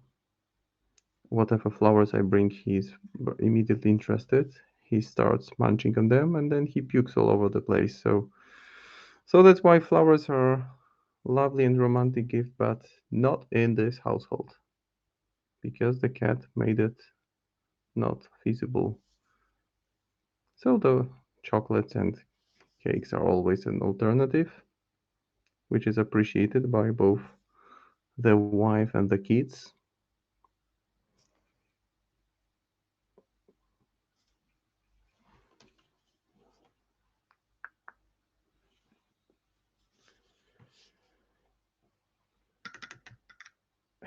The same hobby, yeah, eating anything, right?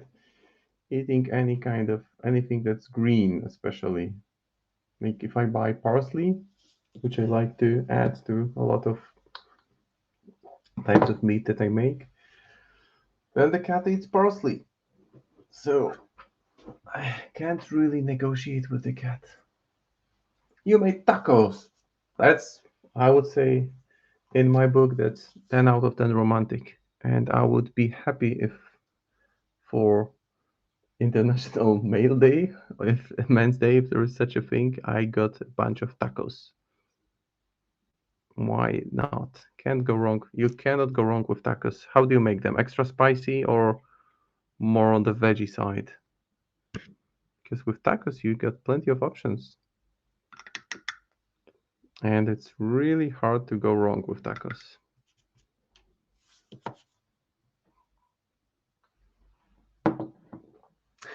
Yeah. I'm getting the munchies now that I think of tacos. It's like 11 p.m. here and I'm getting hungry. Shouldn't have written that, Doug. Now everyone is hungry.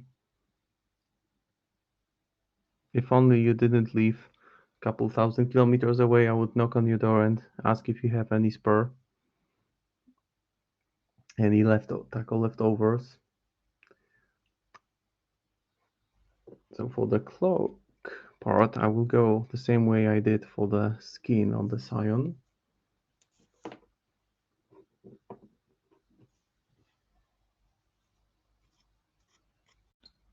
And also with the Scion, if I feel like there is too much of an impact, I can still rub it off with finger to make sure it stays in the recessed areas. That's one thing you can do with dry pigments as well. But back to Mr. Ionus.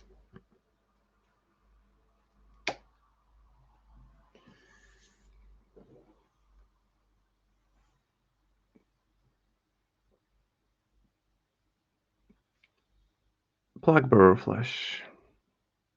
So making this clock look like it's a clock from Nightmare will make it look somewhat organic and grime, for lack of better word.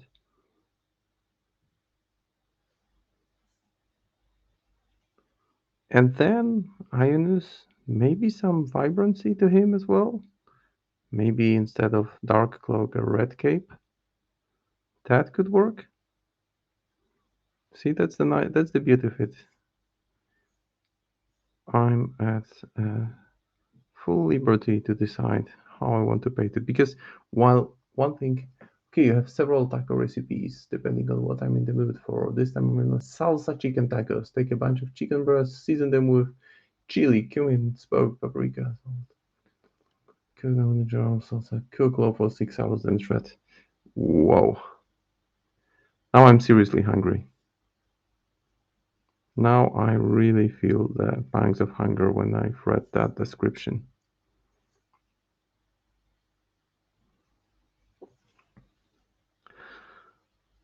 So those seem like really this meat, the chicken meat, must be really melting in mouth after 6 hours in the slow cooker. That sounds amazing. Yeah, also leftovers. Yeah, yeah, you can use them for anything like salad or sandwiches or whatever floats your boat, essentially. So what I was saying about the word artwork in rule books, I love it because it's got coherent style and the design nicely transfers into 3D models. However, there is one thing which I find challenging from painter's perspective, is that the artwork is really toned down. Those are heavily muted colors with dominant browns, grays, and while I do paint a lot of my miniatures in this fashion, I still look for some focal points, some small touch of vibrancy here and there. So those artworks do not help with that. With planning, I just need to put a lot of conscious conceptualization into that.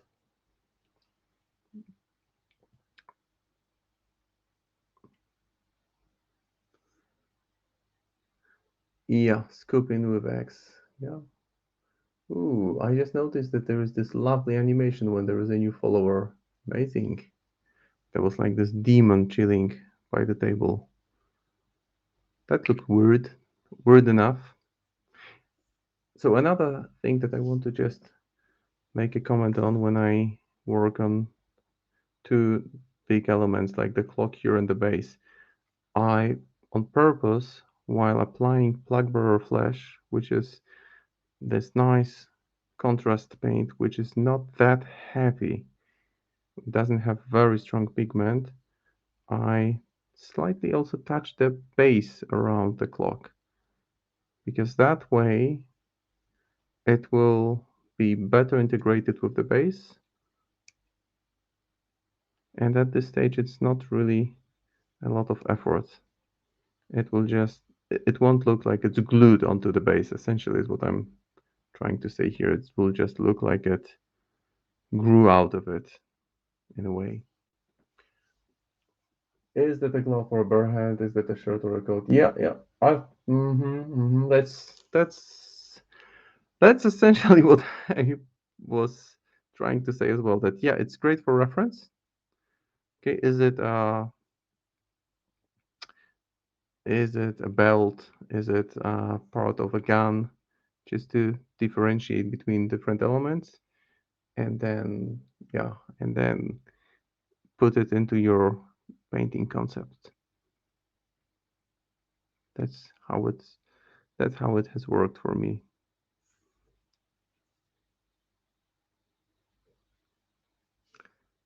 But I fully agree that from the new releases, the new Vogel looks the most amazing. And I was already thinking about how it could be utilized into Neverborn. And I was thinking about using this old Vogel, the Little Red Riding Hood, as my candy, because she looks innocent. Although size would be a concern here. And Beast Within, Teddy, or just we buy into the Arcanist faction and play them in Arcanist. That's another consideration. So right now I have two defined colors, and I'll just need for them to dry thoroughly before I can tweak them further. So I have this demonic looking clock.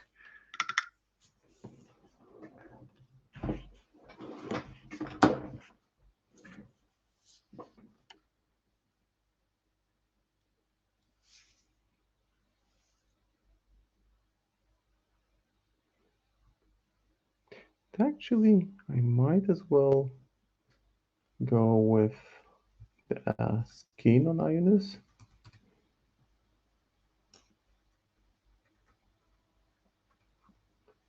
Let me just look up at the file for reference.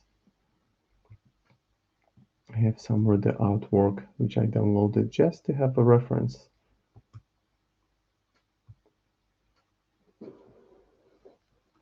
You don't tend to bring Vogel to the table with Marcus. This is one of the things making Vogel Beast with an edited diorama. Okay, all right. But if you had it separately, would you consider the miniature for gaming purposes? Is it? I'm not sure how it really works. Okay, so what I see is that in the artwork, Ionis has this dark brown robe and yeah, some red on both on the watch.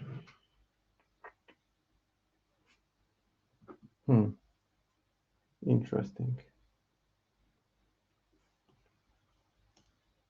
So good time to start thinking about how to conceptualize that.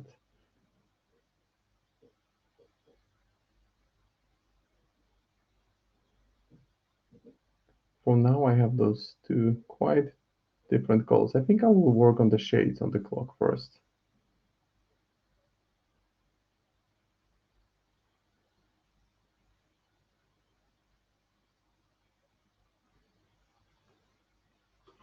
But the sandglass that he's holding will definitely get some more vibrant touch. So I think that the plan would be to keep the clock dark, push the shadows a bit further, maybe add a touch of dark gray or dark brown in the recessed areas. Then paint his robes really dark brown or even black. Okay, so now you have an excuse to buy one. Well, now you have to buy one. There is no choice. Now you must buy it because you cannot pass on the opportunity to paint something that cool.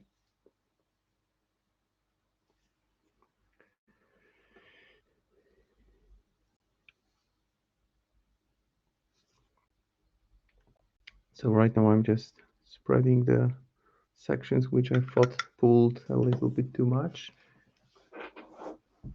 Yeah. Now I think a lot of people will be picking up Vogel. I remember when I was actually that's the thing about Malifaux miniatures that people just love the miniatures even if they don't know the game. I was at a tournament in Croatia a couple of years ago, like 3 years ago, and I was playing on top table last game, which was the tournament I won. And there was a British guy who was taking part in painting competition, and he was just sitting next to the table where we were playing and just taking casual look at the game. And then he saw when I unpacked miniatures, I played, I believe either Zoraida or Titania in that game, but I had the Autumn Nights out of the bag, and the guy was like, "What are those miniatures? Give me a link. Where can I buy them? Do they come in a separate box, or do I buy the whole crew?" And he literally just immediately ordered the box just after glancing those miniatures. So, and I know that when, yeah, you had no choice. I think when Titania initially appeared, it was during Gen Con. The box sold out in a matter of half a day or first day of that Gen Con. Because who doesn't like a demonic angel with big snake, and cool lights. So I'll go with warp lightning, which is this strong dark green, and I will use it to push the shades a little bit to give them a stronger, more solid feel. Yeah, autumn nights are amazing, and they are a valid option with Titania too. Titania, as she's been referred to. So this is about adding different types of complexity to the composition, and the shade of green I've picked is somewhat different to the one that's been used for the base coat.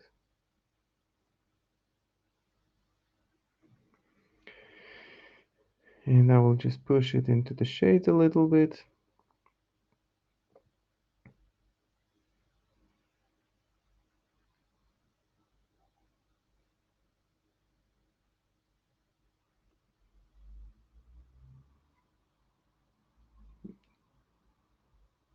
Yeah, the autumn nights are...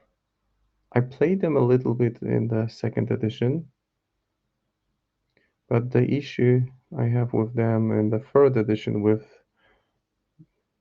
Titania 1, so not the title Titania, is that Titania flies up and acts independently, and the synergy, of course, they bring in the terrain with them, but there isn't just enough synergy to make me consider them. And instead, I typically, with hiring pool, I have like all-star Neverborn selection, like Candy, Hinamatsu, Emisar, and other models, other big beaters or hooded rider, the kind of models that make a big impact on the game, or the dinosaur, the Malisaurus Rex. So those are the models that I rather pick for Titania. But with the titled version of Titania, knights become a valid consideration.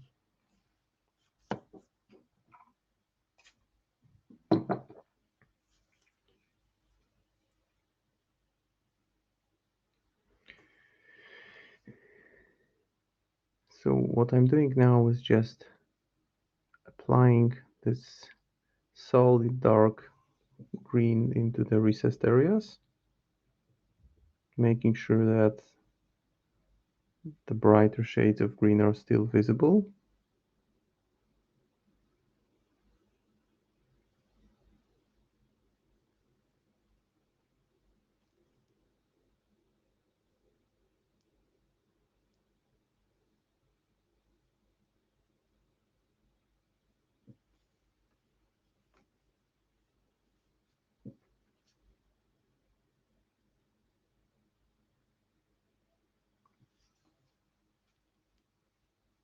This looks like a clock from hell.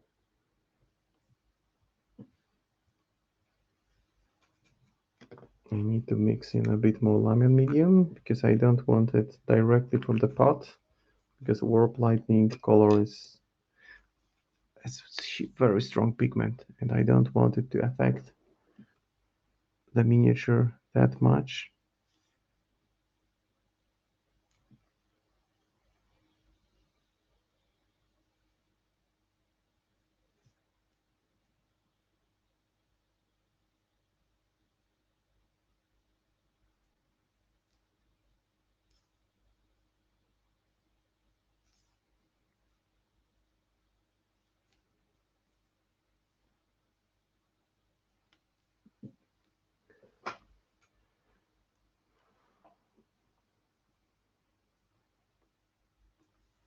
So the idea would be to keep still the Ionus rather in the dark shades, and then use those hobby cheats to make some glowy elements.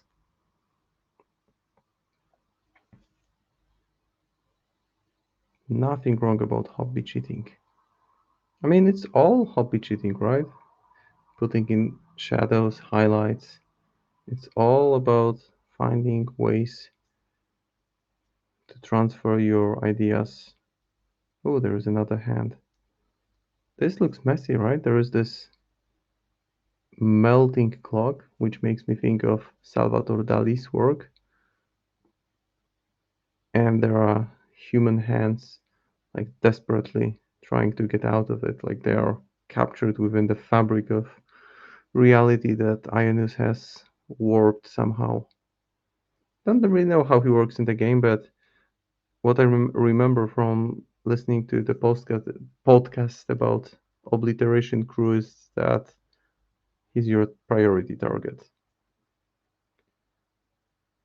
So maybe people don't know how he works because they focus on him so much, which is not the worst thing from perspective of Tara player, I would assume, because you know that your opponent will throw some heavy hitters at Ionis, so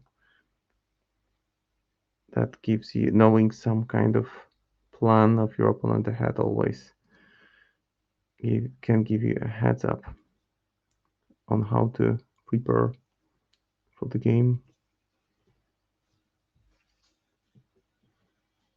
So this part needs to be greener in the midsection. I will need to let it dry in that position for a second, and while it lies this way, I will just add a touch of green to some other elements.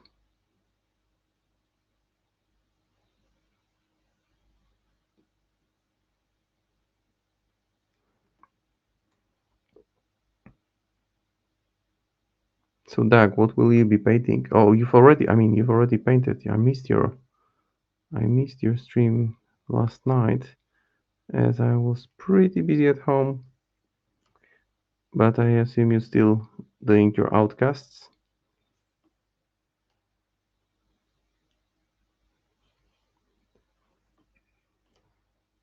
Not always able to catch those streams since my kids tend to stay up late, and oftentimes when it's like a battle to actually wait until they sleep, I'm just too worn down to do anything myself. Just one of the joys of parenthood,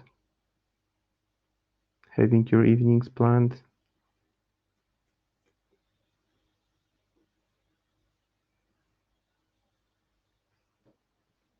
Okay, the run-in. Yeah, have a great day to you too, Dak, and look forward to your next stream, and thanks for dropping by. Have a good one.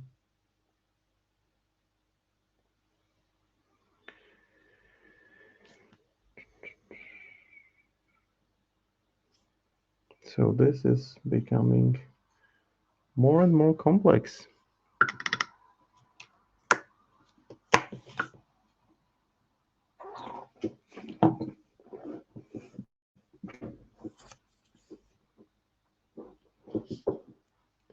And it's a pretty big miniature, the new Ionis. I mean, the old one was, of course, the same base size, but it was just taller. The clock part was taller, and here also I've sculpted this part from milliput just to make sure it fits nicely into the base. It's incorporated well into it.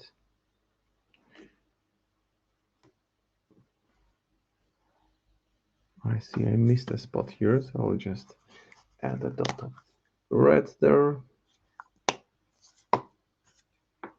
Where was it here? There it is. Sometimes when you look at a model from different angle, you notice things that you wouldn't have noticed otherwise.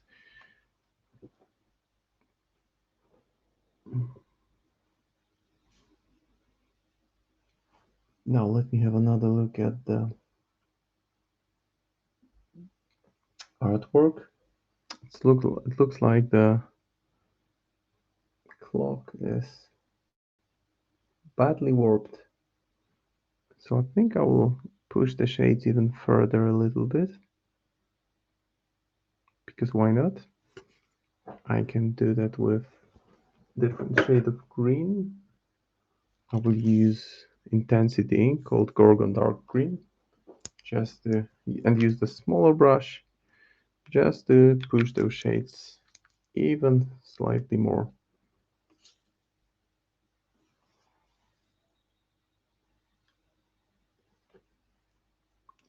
This is what I really appreciate about the hobby, that I haven't been thinking about any problems for the past 2 hours, just focusing my mind on the work here and not having a plan. I like not having a plan because in my daily work I need to be top-notch organizer, both for myself, for my team, and for my fellow coworkers, and being on point, monitoring the cadences of meetings, preparing materials, debriefing. This is all part of my daily work. So here, not having a crystal clear plan, just having this general rough idea of this is what I want to do, and I will be improvising along the way. It's a huge relief. It's actually so good on the brain to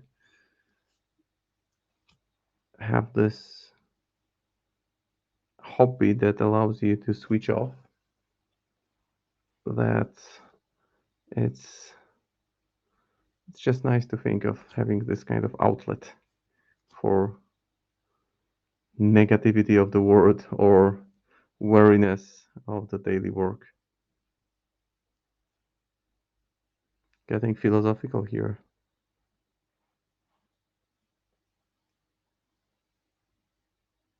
I think those recessed areas will benefit later on from some pink glow.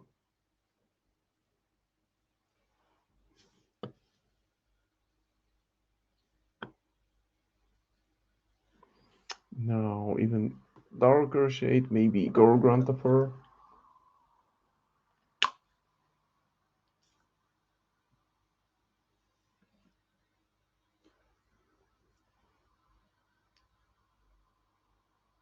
Just to put those extreme shades. Already looking better. And the same here.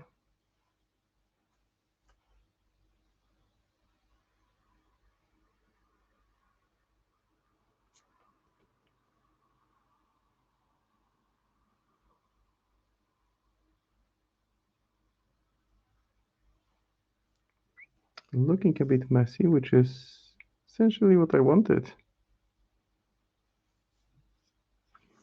You don't want the clock from hell to be neat.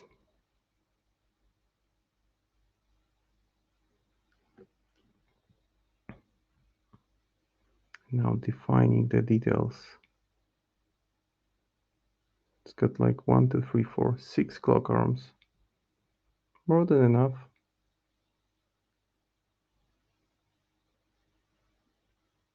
Wonder what time zone he runs on. His own. Not like CET, GMT, nothing like that. Just he is always on time. He's on time.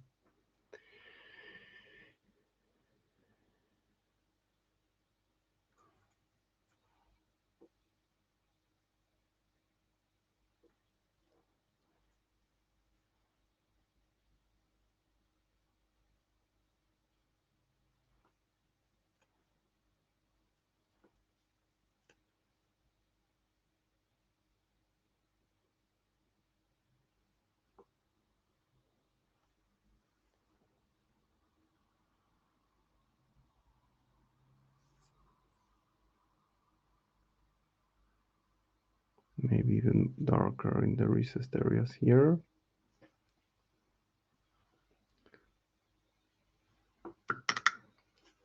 And now I will slightly saturate towards brighter shades. So citrony candy ink, very bright shade of yellow for something different. And I will work around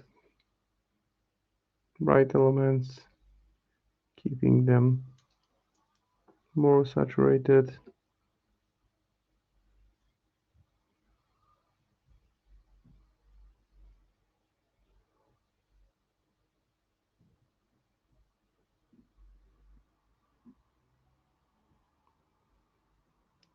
The watch face, making it even brighter.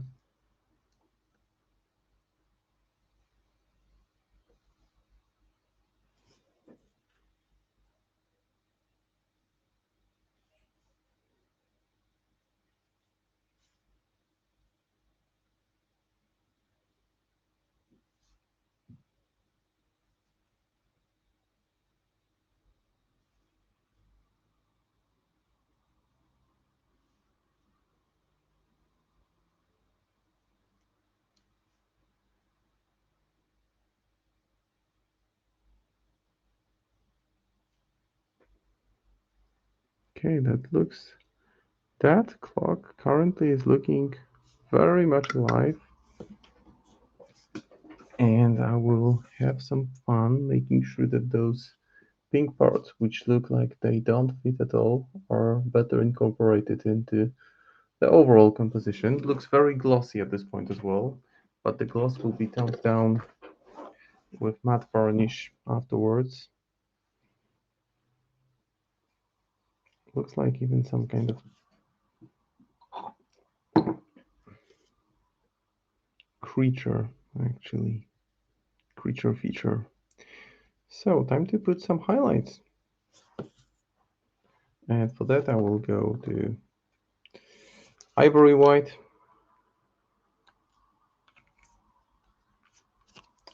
Mix it with what? With yellow. I will go with hydromiel yellow. Hydromiel yellow. Because if I mix ink with acrylic paint, as a result, I get paint in nice consistency. And I like, by nice, I mean really thinned down paint. Because for this section, I like to have paint thinned down. Gives me a bit more control on the process. And if I apply it, it doesn't have that immediate impact. And I can get very smooth transition from one color to another if applied several times. So you see there is just one coat of this thinned down white mixed with yellow ink. Once it's dry, I can just focus on smaller areas. And that parts, I want them look like as if they are cracked.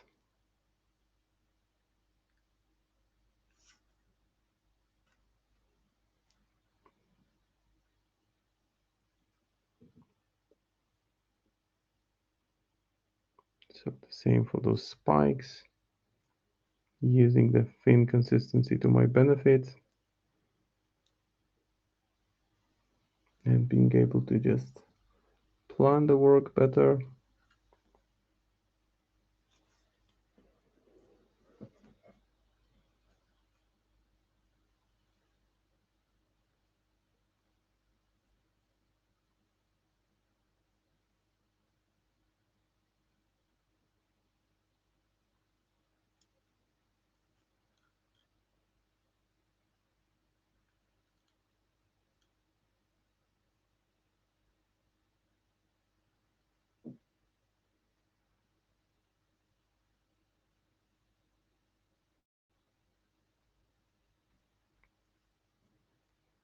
And I can always give a glaze once the highlights are done, because then with the glaze, the highlights will be smoothly incorporated into the overall composition, whether I want to keep it towards the yellow side or towards the green side of things. Either way, I will have some more control over that.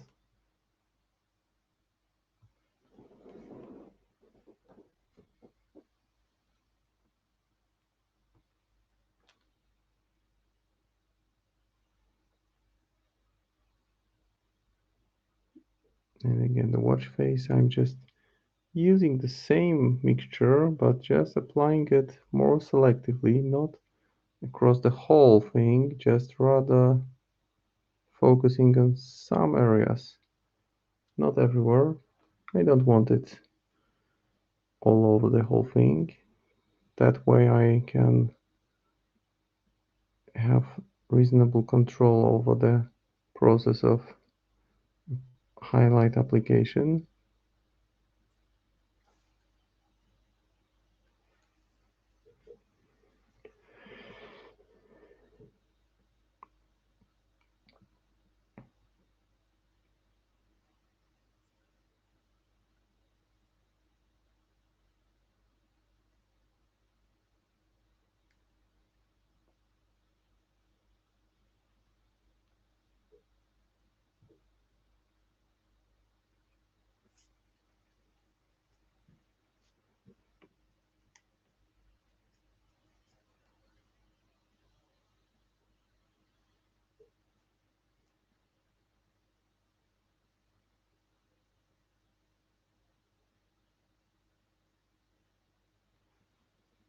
And with the highlights here, I can already start putting some highlights on the pink fumes or clouds or however you choose to call them, because that way they will already start getting incorporated into the overall composition.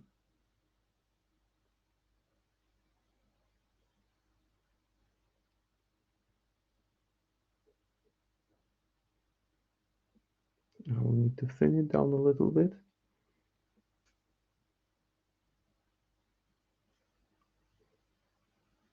And then I can start gradually making it all, bringing it all together. Which is the fun part, the part which I don't want to really speed up. So as you can see, I'm just rotating it, moving it around, identifying spots which need a touch of brighter shade. Like this looks like some kind of organic growth towards the back side of the clock. And I'm just trying to pick out some fine details here. The detailing on this model is really intricate and I love it. Feels like I'm not, I'm just, lending a brush and the miniature is painting itself. And again, putting some highlights towards the base for the purpose of having it a bit better integrated.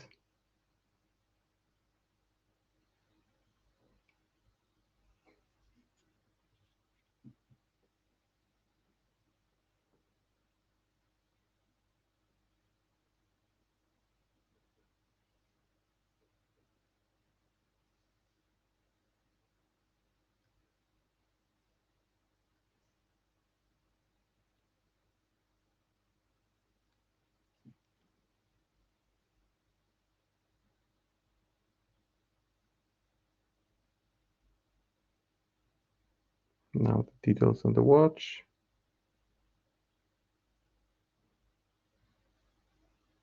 Everything will start coming together very shortly.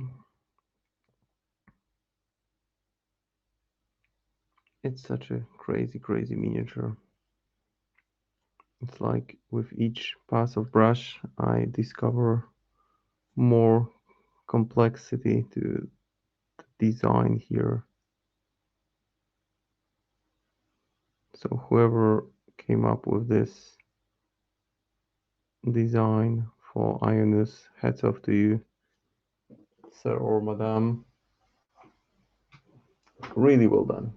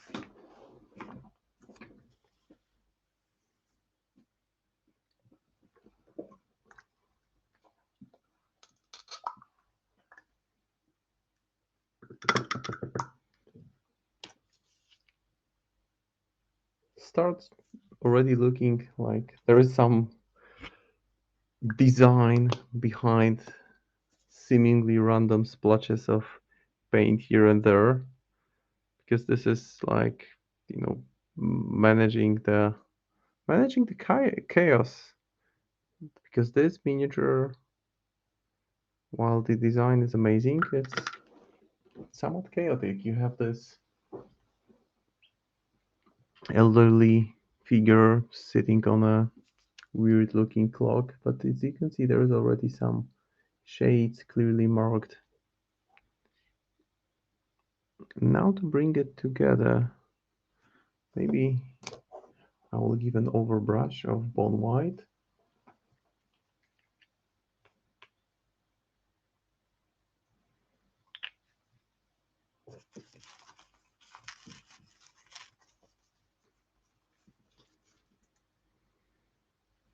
Just using my big brush with thick bristle.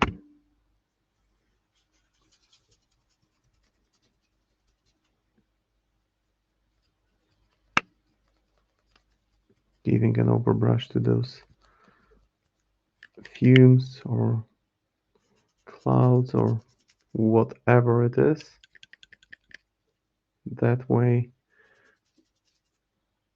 I can later on decide how bright or how dark I actually want them to be, and I will do so by now giving them a bit of a rough edge by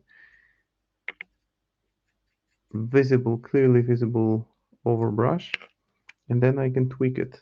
I can keep it darker, I can keep it brighter, I can apply one glaze, several glazes. It's later on a matter of fine-tuning what I have.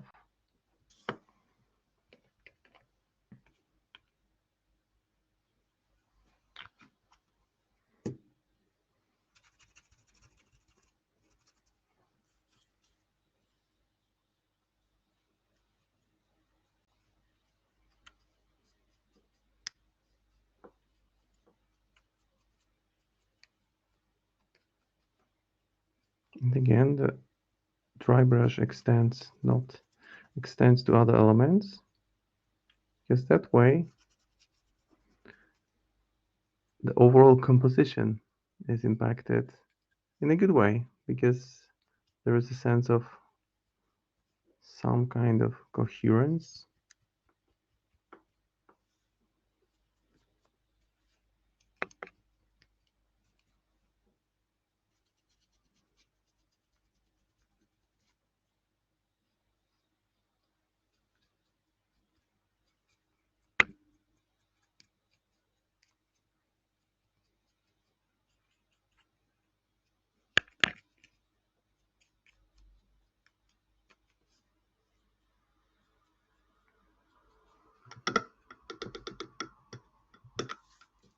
And now the details on the clock.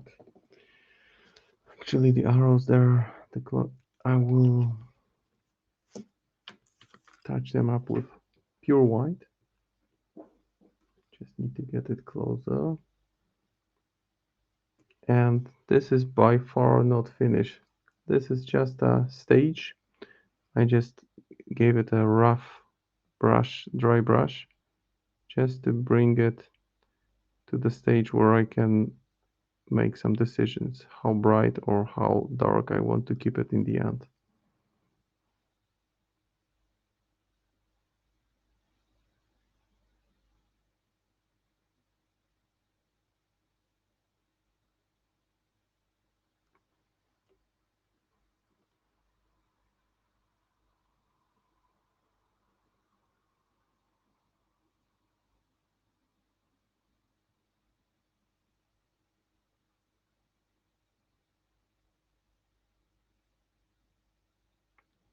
A touch of white on the side of the watch face as well, and a few touches on the tips here.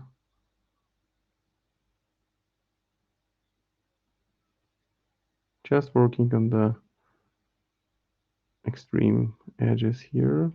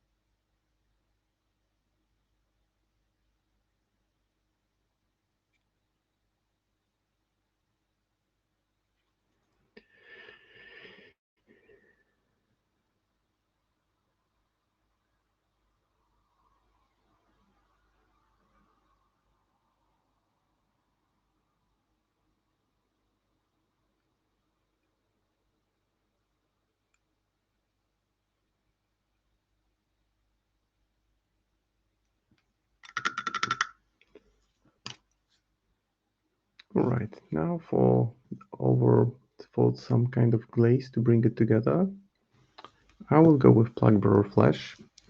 Maybe add a small touch of lime and medium, just to keep it somewhat diluted.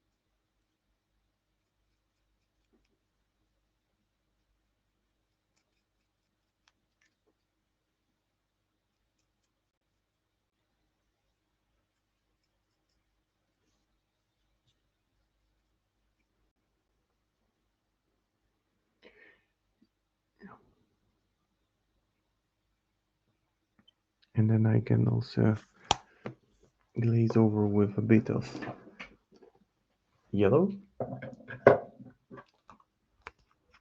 on the elements which are more raised.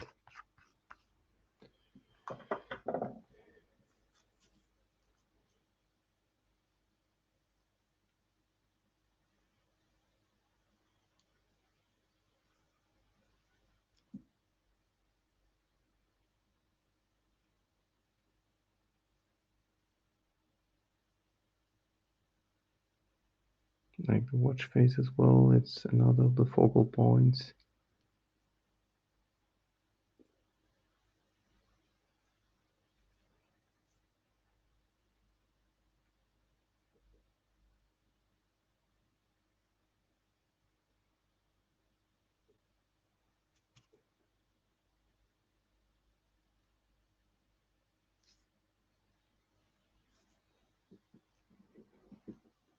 Yes, we are wrapping up very soon. It's the final stretch of the stream for today or tonight. As I said, it's not CET, GMT, it's weird PM or weird AM, wherever you are. Yeah, and you can also find me on Twitter always. Just use what the for those three fun words. with dots in between. I'm publishing all the works there as well, so you can find everything. If you don't want to miss a thing, just find my profile there. I haven't been updating my blog for a number of months, just switched to Instagram almost completely. Just doesn't seem much point in writing elaborate entries when people just don't have time for it. I think this social media thing has taken over blogs, so unless you are able to provide specific content on regular basis and you have a large target group, then it makes sense.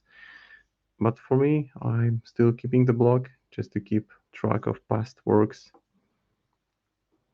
So that looks more like tentacles now, and I like the direction in which I'm going. So I will pause in a second just to give you guys an overview and have a few comments on the progress before I wrap up completely. But wanted to once again wish you all, especially to the ladies, wonderful International Women's Day. Wishing you all many rays of sunshine and positive events in your daily lives. So, during today's stream, I started with the Scion of the Void, and the goal was to have a dark looking miniature with bright focal point, and I did some hobby cheating, which I shared on using dry pigments to have this glow effect. I will be using a lot of glow effects for sure on this model.